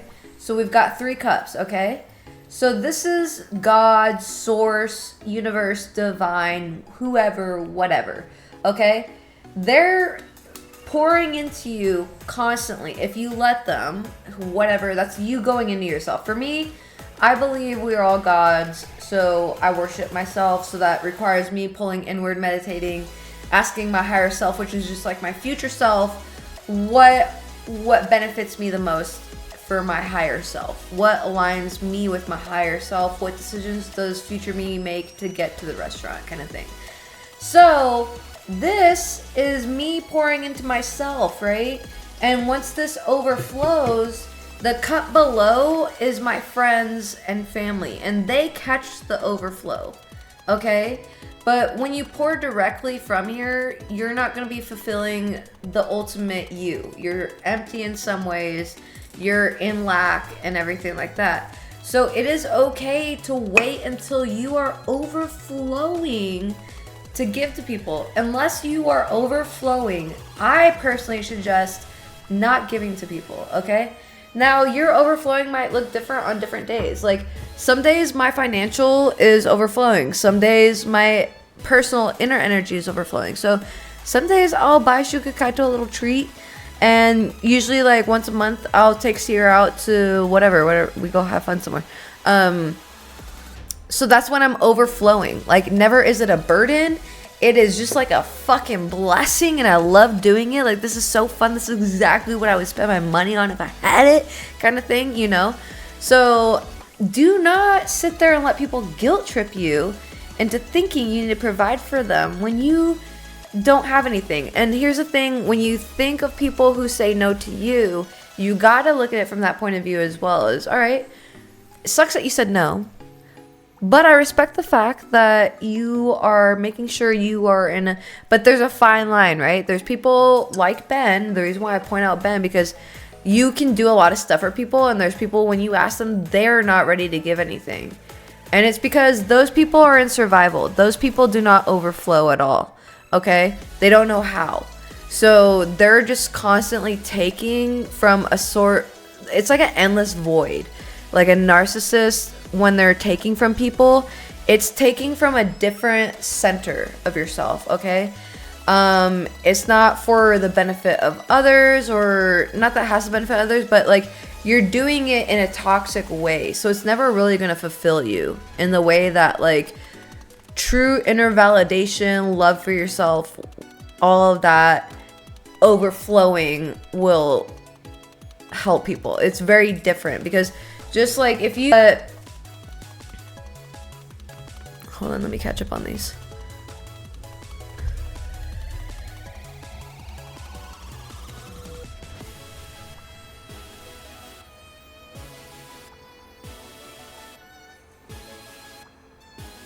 So I never go to parties. I'm already to bed. Honestly, parties just aren't it for me. I have like kickbacks where like I'll invite like maybe like 4 people for like where I just make them food and watch them eat like a weirdo. I'm like, yeah, you like that? You like that? I'm just kidding. Sierra's like, all right, I'm not eating any of your food, dude. I'm gonna be in the corner like a little creeper. Actually, I'm just gonna be right by her face. I'm like, is that good? Is that good in your mouth?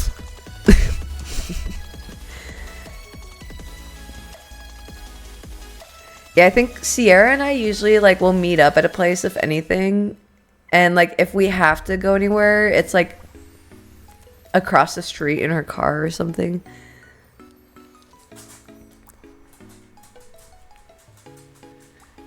Yes, I absolutely believe in fighting for someone, but a lot of times when we believe we're fighting for someone, we're actually like fighting against them.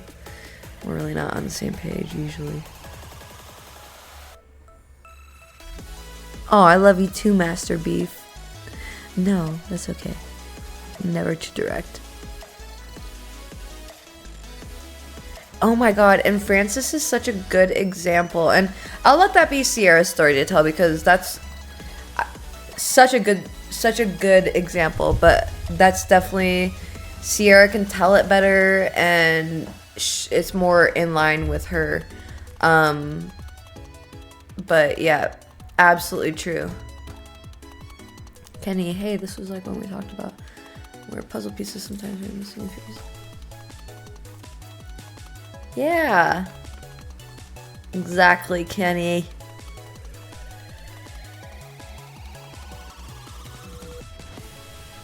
Oh, you guys are fucking great. I love y'all. We're all wonderful. You are.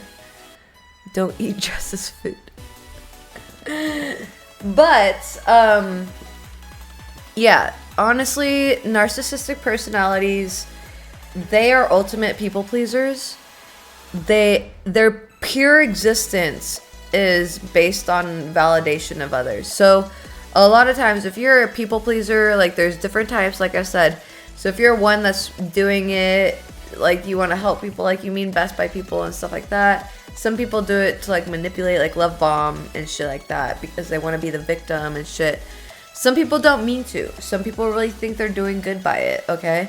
But I'm going to tell you one thing, now that I've grown past this phase, is that if I needed help from Sierra or Shuka Kaito, and I said, hey, do you have like $100 you can loan me, or can I spend the night at your place, like this happened, like if they said no, I know I have to be a safe person to say no to.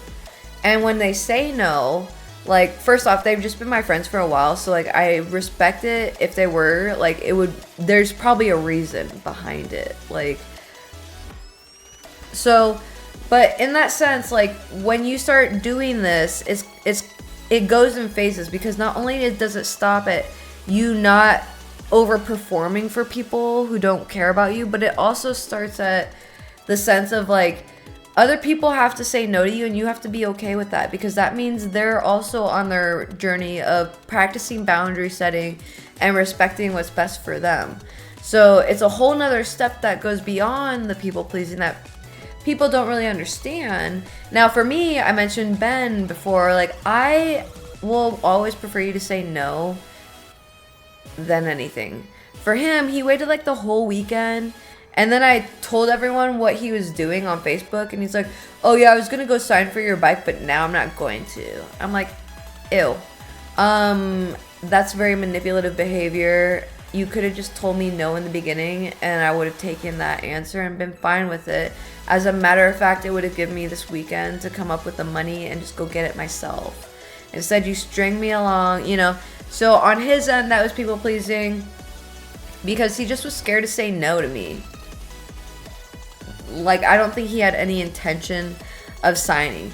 So, to me, a no would have been better than anything. But, just know, whenever, if ever, whoever's watching, if you're not in this people-pleasing phase, this doesn't apply to you. But if you are, and you're still learning how to get out of it, like, there is that process of the no process. Of saying no to people and doing what's best for you, and then letting people say no to you because you know they're doing what's best for them. And it's difficult when you are a people pleaser, and like for instance, like I was a little worried that Shuka Kaito would be very upset, and it was a bummer for both of us when I told her like I think it's best if we don't do the trip.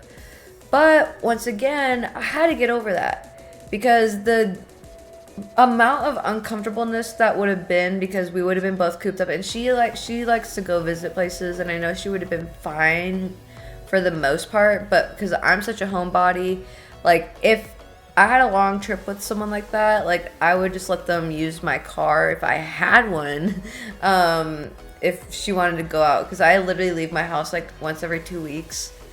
It's so bad, guys. I love being alone like too much. like too much. But anyway, all right, go to bed, Bubbas. I hope you have a good night. Sleep well, sweet dreams. I hope you don't pee the bed. And yeah, I'll see you tomorrow. Maybe I'll be on tomorrow. But pretty much how I got rid of people pleasing in my life is just by recognizing that I was exhausted. Like, when you start doing things that internally you want to say no to, but you say yes to. So then you got to start asking yourself questions like, well, why did I just say yes to that? Oh, because you don't want to hurt their feelings. Well, why would I think that would hurt their feelings? You know, it's a whole process of digging down to the root. And that's going to help you a lot. And now people are afraid of stepping into their boundaries because they think they're going to lose these people. And really, when you just take it from me, like, those are people you are probably going to lose. Now, when you visit my channel, I talk a lot about spirituality. So this is where you dive into the law of detachment. And the law of attachment and detachment both state that nothing is fully ours. It's just an experience. Like, my dogs, they're my dogs. Like, I believe we have a soul contract together. But part of the human experience is to learn to detach. Is to learn that this stuff isn't permanent. And the art of letting go is such a deep level of understanding, thinking, etc., etc. So it was a bummer. Like, it sucked. Honestly, I feel terrible.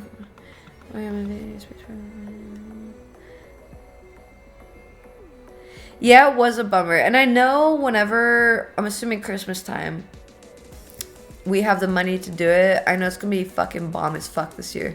With a little Spudgy in the background. And hopefully we get to see snow this year, because I think Beef would really like that. But,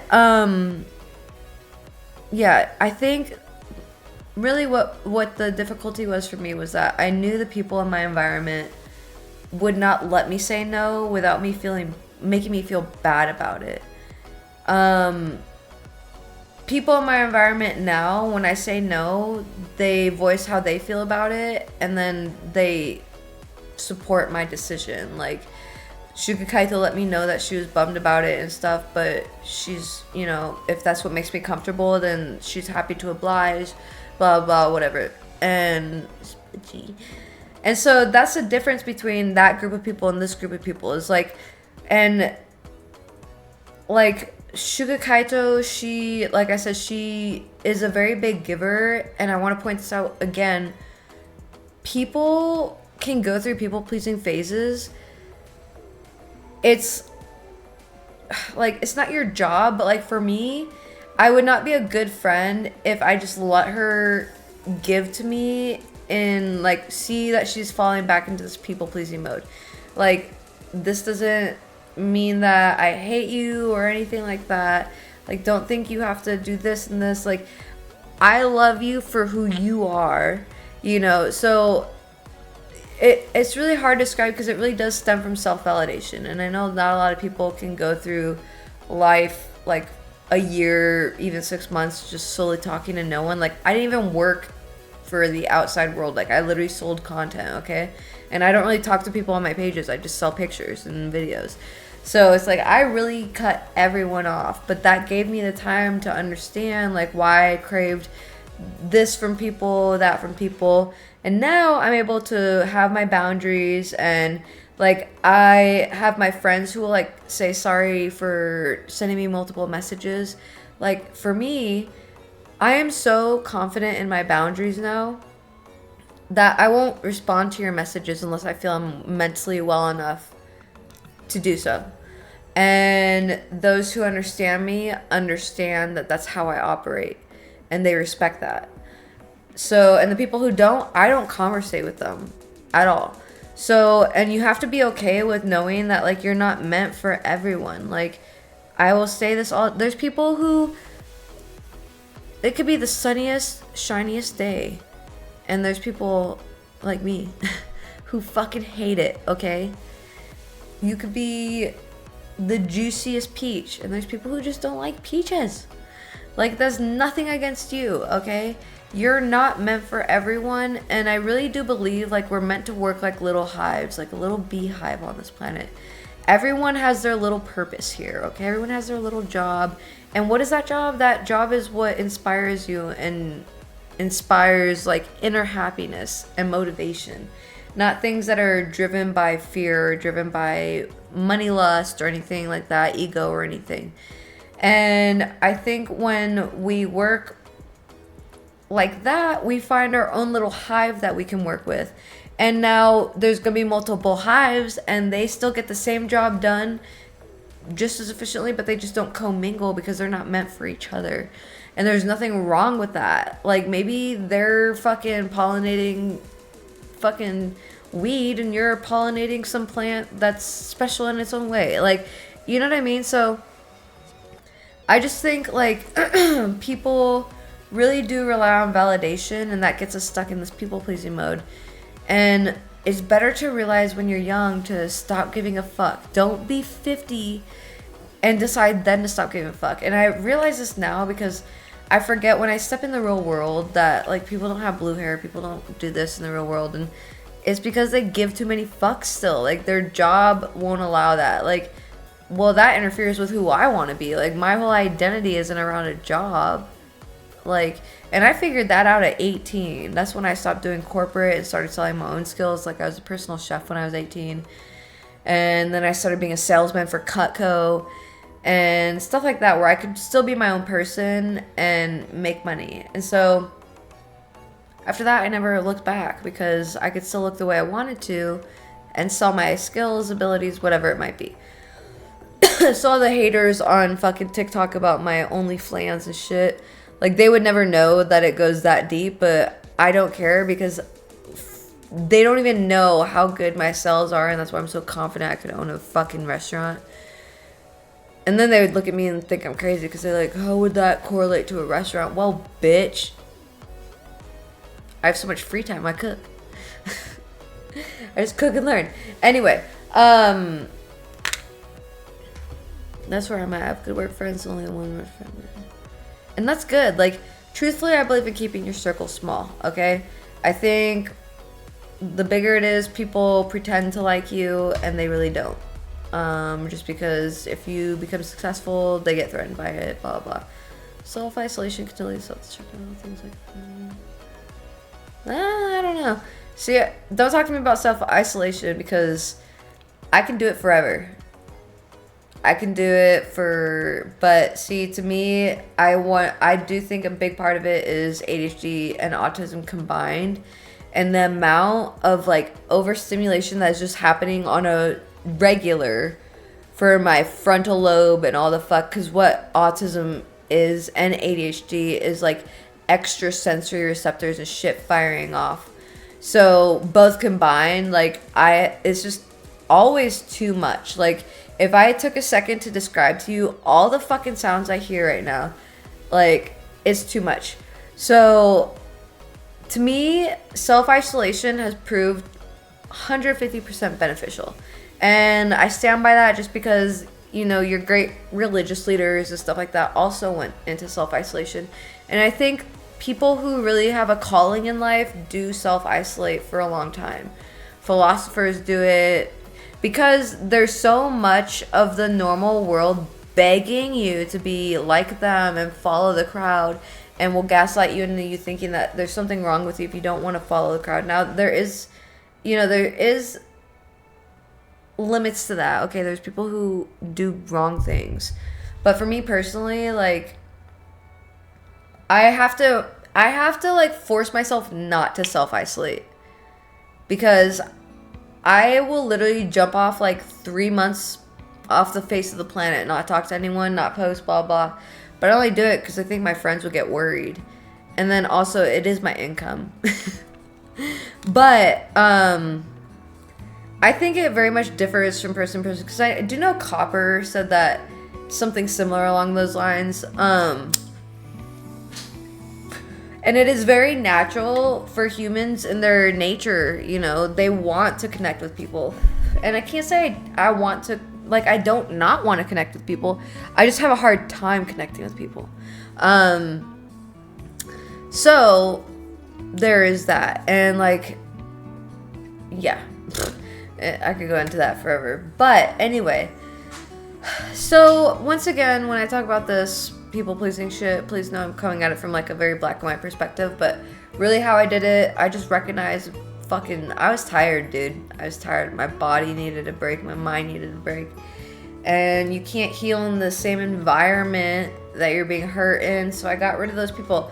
Now, if you say maybe you still wanted these people to be your friend, these people that you want to be friends with should still be okay with you taking 3 months, however long that you need, and not talk to them. Like, if Shuka Kaito or Sierra said to me, like, hey, I need like 3 months, like, don't hit me up. Like, I'm just going through a lot of shit. Like, I love you, blah, blah, whatever it might be. Like, I would not take offense to that. Like, if it was something about me, then, I don't know, I'll reflect on that, make sure it wasn't, and then I'll ask questions. But, for the most part, I would give them their space, and I'd be like, alright, cool.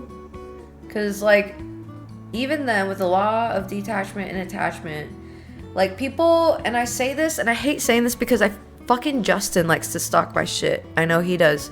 This does not apply to me. I say that for him, okay? You can meet someone, and maybe it doesn't work out right now. Healing is not linear. Time is not linear. Time, like how it is now, only applies to the laws here on Earth. Okay? So I can go through something in 3 months that will make me heal, or not heal, grow, in like, what would it take in 6 years, right? And then maybe, 4 years down the line, I meet back up with so-and-so, and they're now going through that phase that I went through 4 years before, that's catapulting them, because some people need adversity to learn, okay? And so you never know, like, you could have learned your situation before they learn theirs, kind of thing. And so maybe divine timing will bring you guys together, and use your discernment then and understand, like, why did I leave this person? Why were they not meant for me?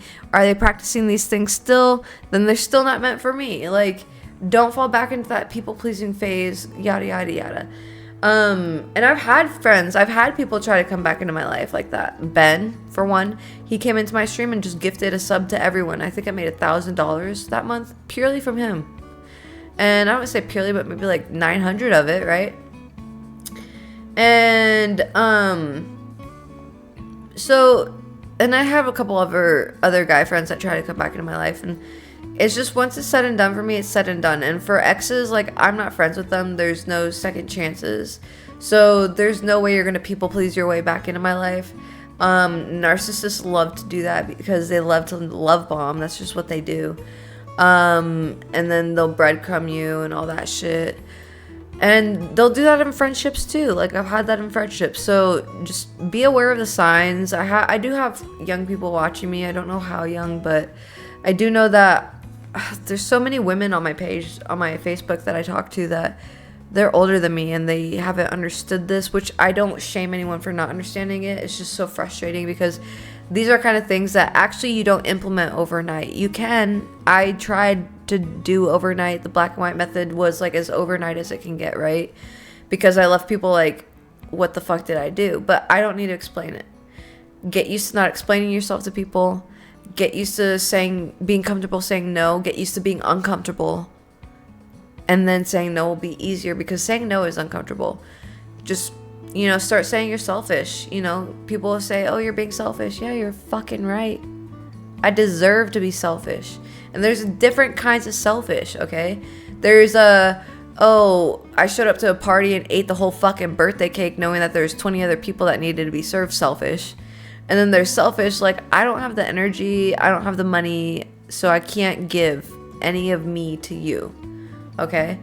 And if you go against your own self, don't be surprised when weird shit happens. I don't want to say bad shit, but stuff that just doesn't align with you, because you are acting out of alignment of yourself for the sake of others. So you're aligning with other people, and from the outside they might look good, but what you're aligning with, you don't even know. You don't even know. And the good example I can give is my motorcycle being stolen. And I said it so many times beforehand that I think Justin is causing the bad shit in my life to happen, because anytime he was around, something fucking bad would happen. And then my motorcycle got stolen. And I really do think that when you start people pleasing, you start aligning yourself with people who are lower vibration than you. That doesn't mean better or worse, but they're just not in the growth area that you are in. And you're inviting toxic into your zone. And from there, you're aligning with toxic, you know?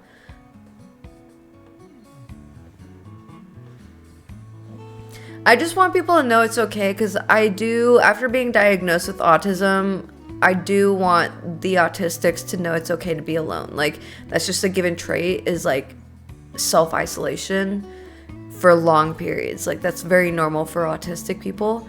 So when I say it's okay to do that, it's okay, because there's other, you know, and for some people, like, we don't deteriorate from it. It actually just betters us over time.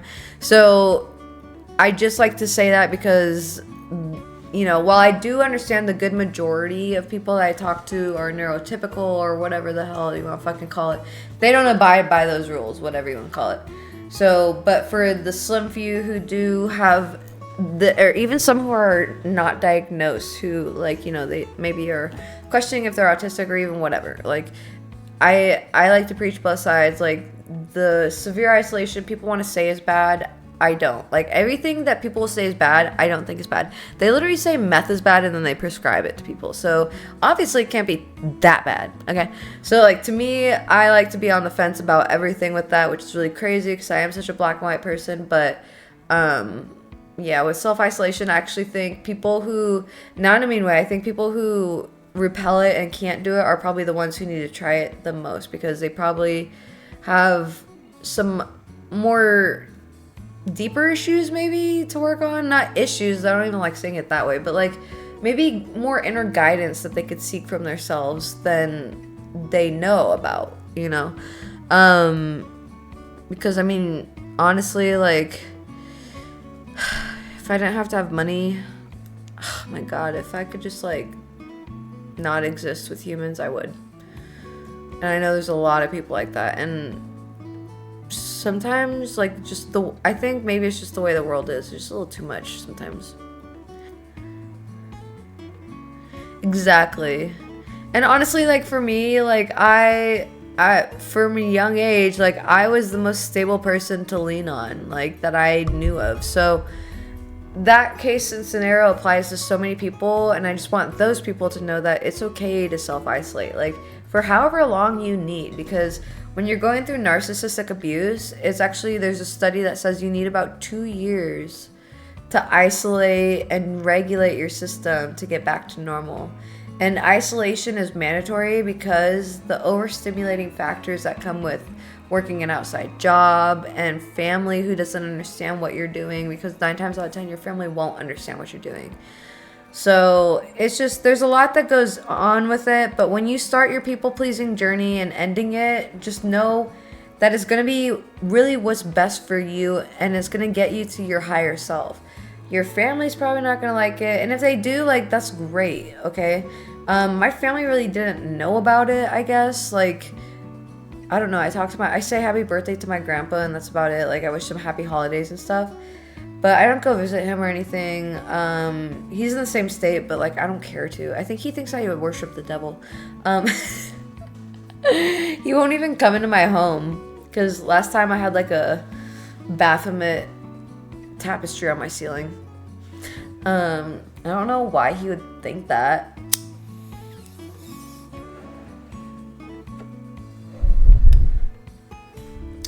I don't really know what I worship. I worship myself.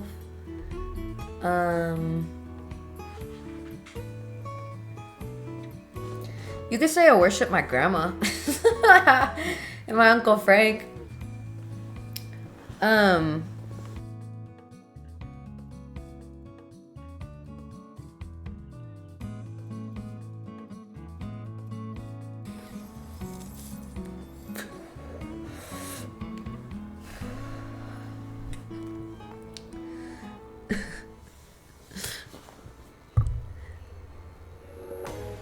Actually, my password is gonna be Bungholio. We're just about the bungholes.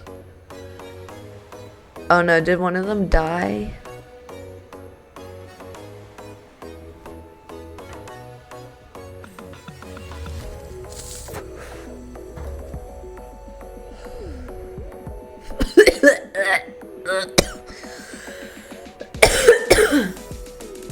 But anyway, that's really all I gotta say about people pleasing, y'all. Now as I've grown, I find people who say no more respectable. And the thing is narcissists do not respect people pleasers. Okay, so they view you as someone who's there to help them obtain a goal of sorts, whatever it might be in their mind. So, and it didn't happen overnight for me, okay? And I still find myself in the people pleasing phase, but I'm getting a lot better at it, and I can help people kind of mitigate the path to it, especially if you're a black and white spectrum person for yourself like I am. These things will help, and it all is gonna take baby steps. Like, it started with like the parties for me, like just leaving, and then it started, you know, leeching into other things and just cutting people out of my life who weren't good for me. And now, like, I have such tight boundaries, truthfully. Like, I hope it doesn't scare my friends, but like, I'm just happy to cut people off if I need to. Like, I mean, it shouldn't scare them, but I just feel like, I don't know, it's me, the detachment, like, if they're meant to be my friend, then I'll see them down the line. Like, it's not like hard, whatever, like, but none of my friends have done anything that the old people have done, and that doesn't mean that they need to go that far, but honestly, just learning to say no, you know, get the validation from yourself. I know people are saying opposite, but truthfully, especially as a young woman, please, like, I just beg you, take a year or two, have just one or good two people around you, and just learn yourself, okay? Because my grandmother stayed married for 50 plus fucking years to some bozo, and out of pure, like, people pleasing. What would it look like if we got divorced? What would my kids think? I don't give a fuck, okay? Like, things aren't perfect. Like, my health could be better and I could be making more money, but I really do feel like, because I do solely what is aligned to me and only me, like, nothing but good things are happening to me. And my friends respect that, and when I have to pull away for a bit to take care of myself, they respect that. And people who care about you will not mind you setting boundaries. They'll be happy that you did. Like, if one of my friends came up to me and been like, what, I don't want to drink anymore, or like Sierra's like, I don't want to smoke anymore, like, hell yeah, all right, cool. Like, tell me what I gotta do to respect those boundaries. Like, if you don't want me to smoke around you anymore, like, let me know. Like, I support those, you know, that growth and whatever. Doesn't mean I have to stop smoking, but, you know, around her it'd be helpful for then, or whatever the fuck. But people pleasing really will get you in trouble, and it'll get you in places that you don't belong internally, like you don't align with. So just start at the saying no when you want to say no, and you're gonna feel bad about it. Just ride through that wave, okay? We are not our emotions. We are something else experiencing them. It's so hard to describe this, because I don't like the way scientists say it, where it's like, we are consciousness experiencing the emotions, because it doesn't click as well. But it's more of like, it's hard to describe. I'd have to pull up like a video that describes it. But if you're an outside person, like for instance, like if you're playing with The Sims, right? Like you are not the sim experiencing the emotion. You are on the outside, and the emotion is just happening. It's temporary right there, and it's not really you or anything. Like, it's hard to describe. It's So really, it's just also chat. Please have you. Absolutely. And no one's perfect. Like when you do this people pleasing phase, if you're trying to pull out of this, like it's just like any addiction, anything. Like you will have times where you will falter on it, and that is okay. It doesn't mean anything bad. If anything, and you realize you falter on it, that is one step forward, and maybe I could argue even like 3 steps forward to success. Like you'd think it put you back, but the fact that you're recognizing what you did and what put you back is such growth. And it is going to take a while, but asking yourself questions and being okay with being the bad guy, okay? Not everyone's going to love you. Look at my TikTok lives, for example. Most of the people, for some reason, that are in there don't like me. They don't even know me. Like, I could spend my time being upset about that, but I'm focused on the people that do like me and who want to hang out and chat and spread ideas, talk about ideas and stuff like that. So it really, it's when you get to the point in life where you're just exhausted. So if you find yourself just making decisions based on others' happiness and you're like, this doesn't really make me happy, but I'll do it for others just to keep the peace or whatever, that's where you need to stop. And if you decide to go black and white method where it's like full on deep end, cut everyone off, like kudos to you. Because once again, you can cut people off, and if the people are meant to be with you, they'll understand. They'll just be like, oh, they're going through something, maybe they need this or whatever. So because people who respect you and care about you, like, respect the boundaries that you put down. Like, I just could never imagine my friends setting boundaries and me just stop being their friends because of it. Like, generally they have like very good moral compasses, so yeah, it's just it's a long journey, I would say. But it doesn't have to be a long journey. It's more of like a lot of details and steps along the way. But how you're going to accomplish it the best way, and I say the best way, this is the best way for me, and this will, the only way I can best describe this is it'll catapult you. It'll mitigate that slower time frame. That doesn't mean it hurts any less. As a matter of fact, I'd argue it hurts more. But it's like ripping the band-aid off, okay? So I prefer that method just because it's done and over with. It's going to be uncomfortable either way. Might as well just get it done and over with, all right? So I say just rip the band-aid off, cut everyone off, have some alone time, take a month to yourself. Oh, that's not like you? Even more reason to do it, okay? Ask yourself these deep questions. Why do I do this? Why do I need to do this to feel like I need to gain approval from people, blah, blah. Like, why? What? Everything about you. Make it about you. Be selfish with your time. Be selfish about you. It is okay, okay? Just, that's a part of growth, is taking that alone time for yourself. And you're never going to be the best version of yourself if you don't learn how to give to yourself until you're overflowing for other people. Because otherwise, you're just going to be giving parts of you that you can't necessarily be giving all the time.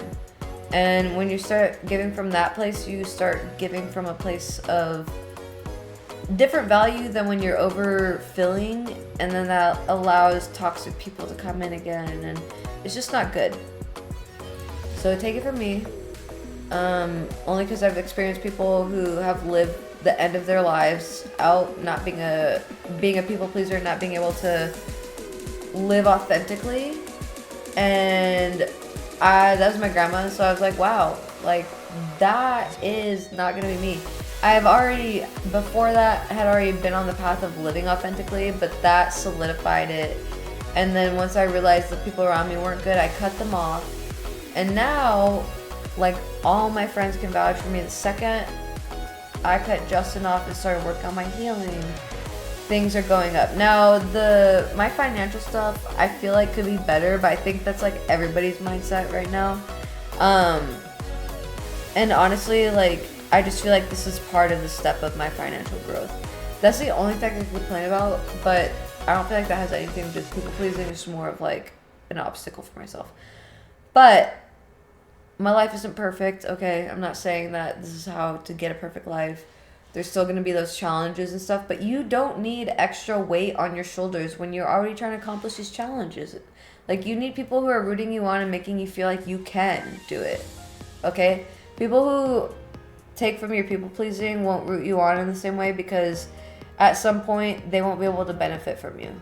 They won't be able to benefit off of you. So, or they're threatened by your success. So, yeah, keep your circle small. Learn to self-validate. Maybe have some alone time. It's good for you. Good for everyone. But just be easy on yourself. Give yourself the space to like fuck up, whatever. It's part of the process, okay?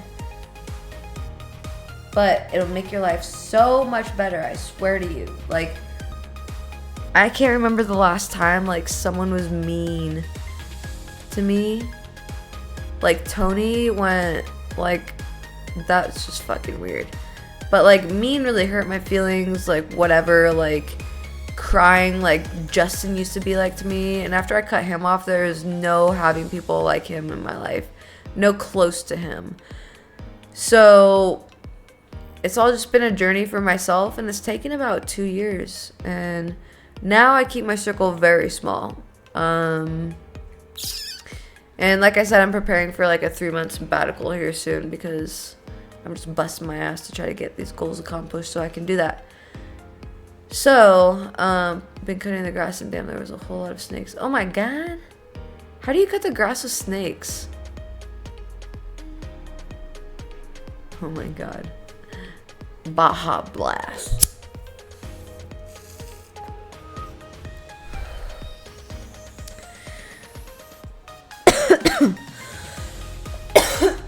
And honestly, you don't know till you know.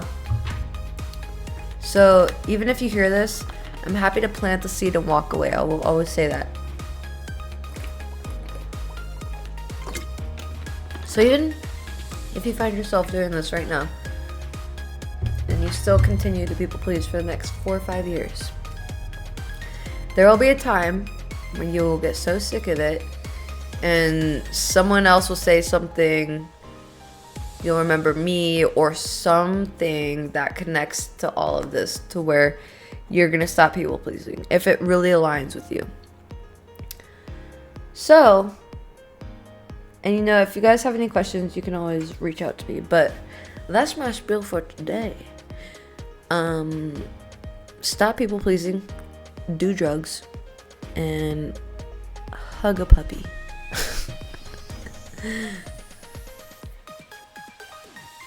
And honestly, you deserve to be selfish, so get that in your head too. I think a lot of it stems from like self-worth. Like, you deserve to be as selfish as you want. Okay? You can still be a good person and be selfish. There's different kinds. I don't know how to describe the different kinds of selfishness, but the best way I could do is analogy-wise. Like, you know, disrespect your surroundings. I would, but I'm tired. My computer got to update again. Like, how many updates does this computer do? Like, how? It's literally every day it has an update. When do they end? Because I know it's when you first start at the PC, but I didn't think it'd be this many.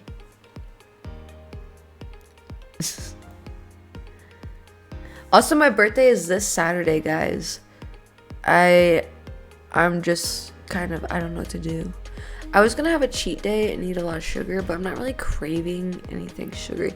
Usually I like a good piece of chocolate cake, or like a half-baked cookie with ice cream. It will never end. What if when we die, it's just we take off a headset and we're sitting at a computer screen?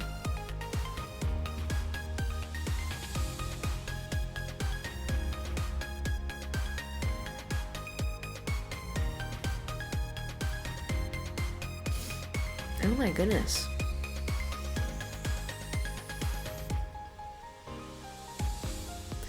Well, that is not a good mindset to wake up to, albino Wookie.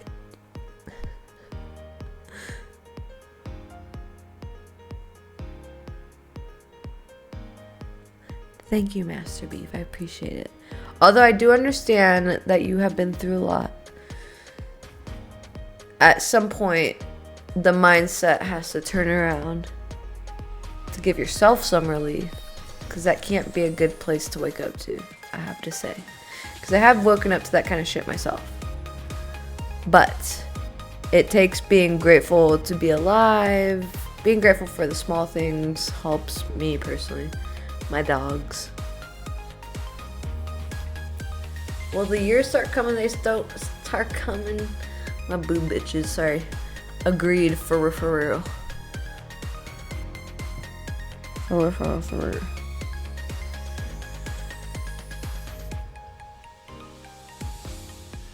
I rather enjoy being here because minus money, like, I think life is pretty okay. It's pretty fun. That's because I've worked on this journey of, like, I only have good people in my life, to be honest. I don't have any more bad people in my life.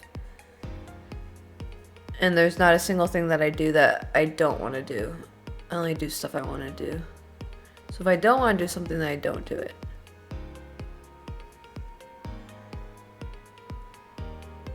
Either way, every step, I'm proud of you. Just waking up in general in this shit world, I'm proud of you and everyone else, because it really is fucking hard. Like I said, like this morning, I just had like a really bad morning. Not a bad morning, but like I was really upset this morning because when I think about all the bad stuff in the world, it makes me cry. Why do I think about the bad stuff? I don't fucking know.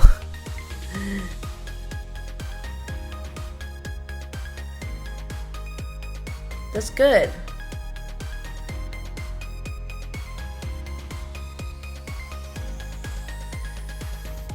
Yeah, that's kind of my plan, I guess. I don't know how much I'll live after my dogs pass, but the best I could do is go travel, and I know they'll be with me, but I'm not much of a traveler.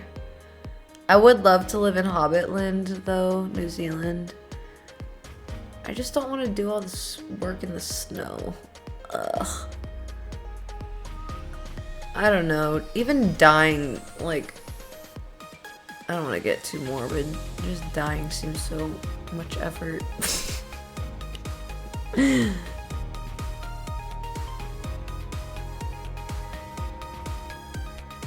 like a non-unnatural way. Some people think we should be living to like 900 years old, but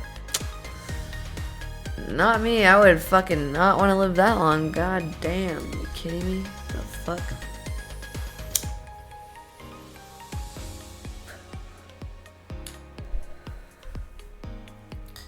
Anyway, tomorrow I'll be on. I don't know what we're going to talk about. If we talk about anything, I might just game. And I'll put this on my YouTube.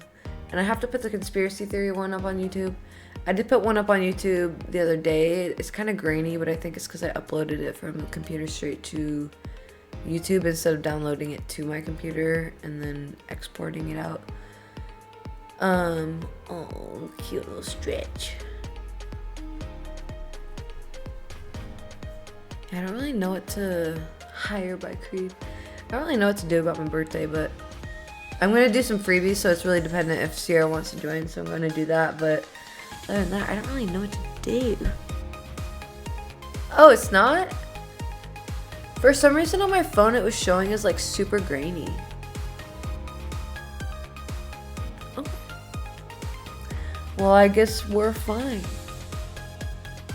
But, yeah. And I want to, don't forget to join Discord, because I want to, by Friday, like, be able to do, like, a voice chat thing. And I'll open it up for, like, every Friday or so.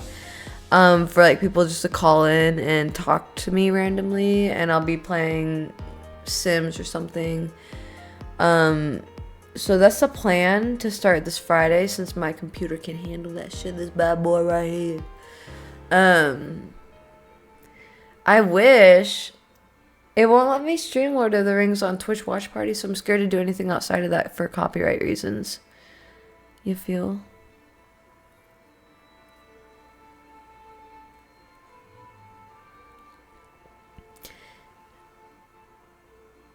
It's bedtime. Yes, it is bedtime for me. Thank you, Albino Wookie. Thank you, guys. But yeah, I'll be on tomorrow. I'm probably gonna game a bit because Shuka Kaito was so lovely and got me some new games. So, yeah, I'm gonna play some Pirates of the Caribbean, and I think I got the Incredibles one. I forget which one. Oh, that'll be fun. Yeah, we should. That'll be fun. Yeah, it's a good idea. I love it. Thank you for the fantastic idea. I'll have to set up a Discord night then. But from there, I'll be on tomorrow, maybe early on in the day, just gaming. But feel free to pop on and hang out. But hopefully, if anything, you guys find today's talk valuable. And if you're on that journey, I'm proud of you. It takes time. Just keep doing what's best for you. That's what matters. And yeah, everything's a learning journey. So even if it's toxic right now to some people, like some of the traits you could be doing for yourself could be toxic to other people, but that's not for them to worry about. Okay. Your boundaries are your boundaries, and those are to help you grow.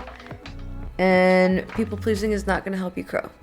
So don't do it, or else. But yeah, don't forget to hydrate. I hope you guys eat dinner. Smack your ass. Tell yourself you're beautiful. And I hope you guys have a fantastic rest of your night.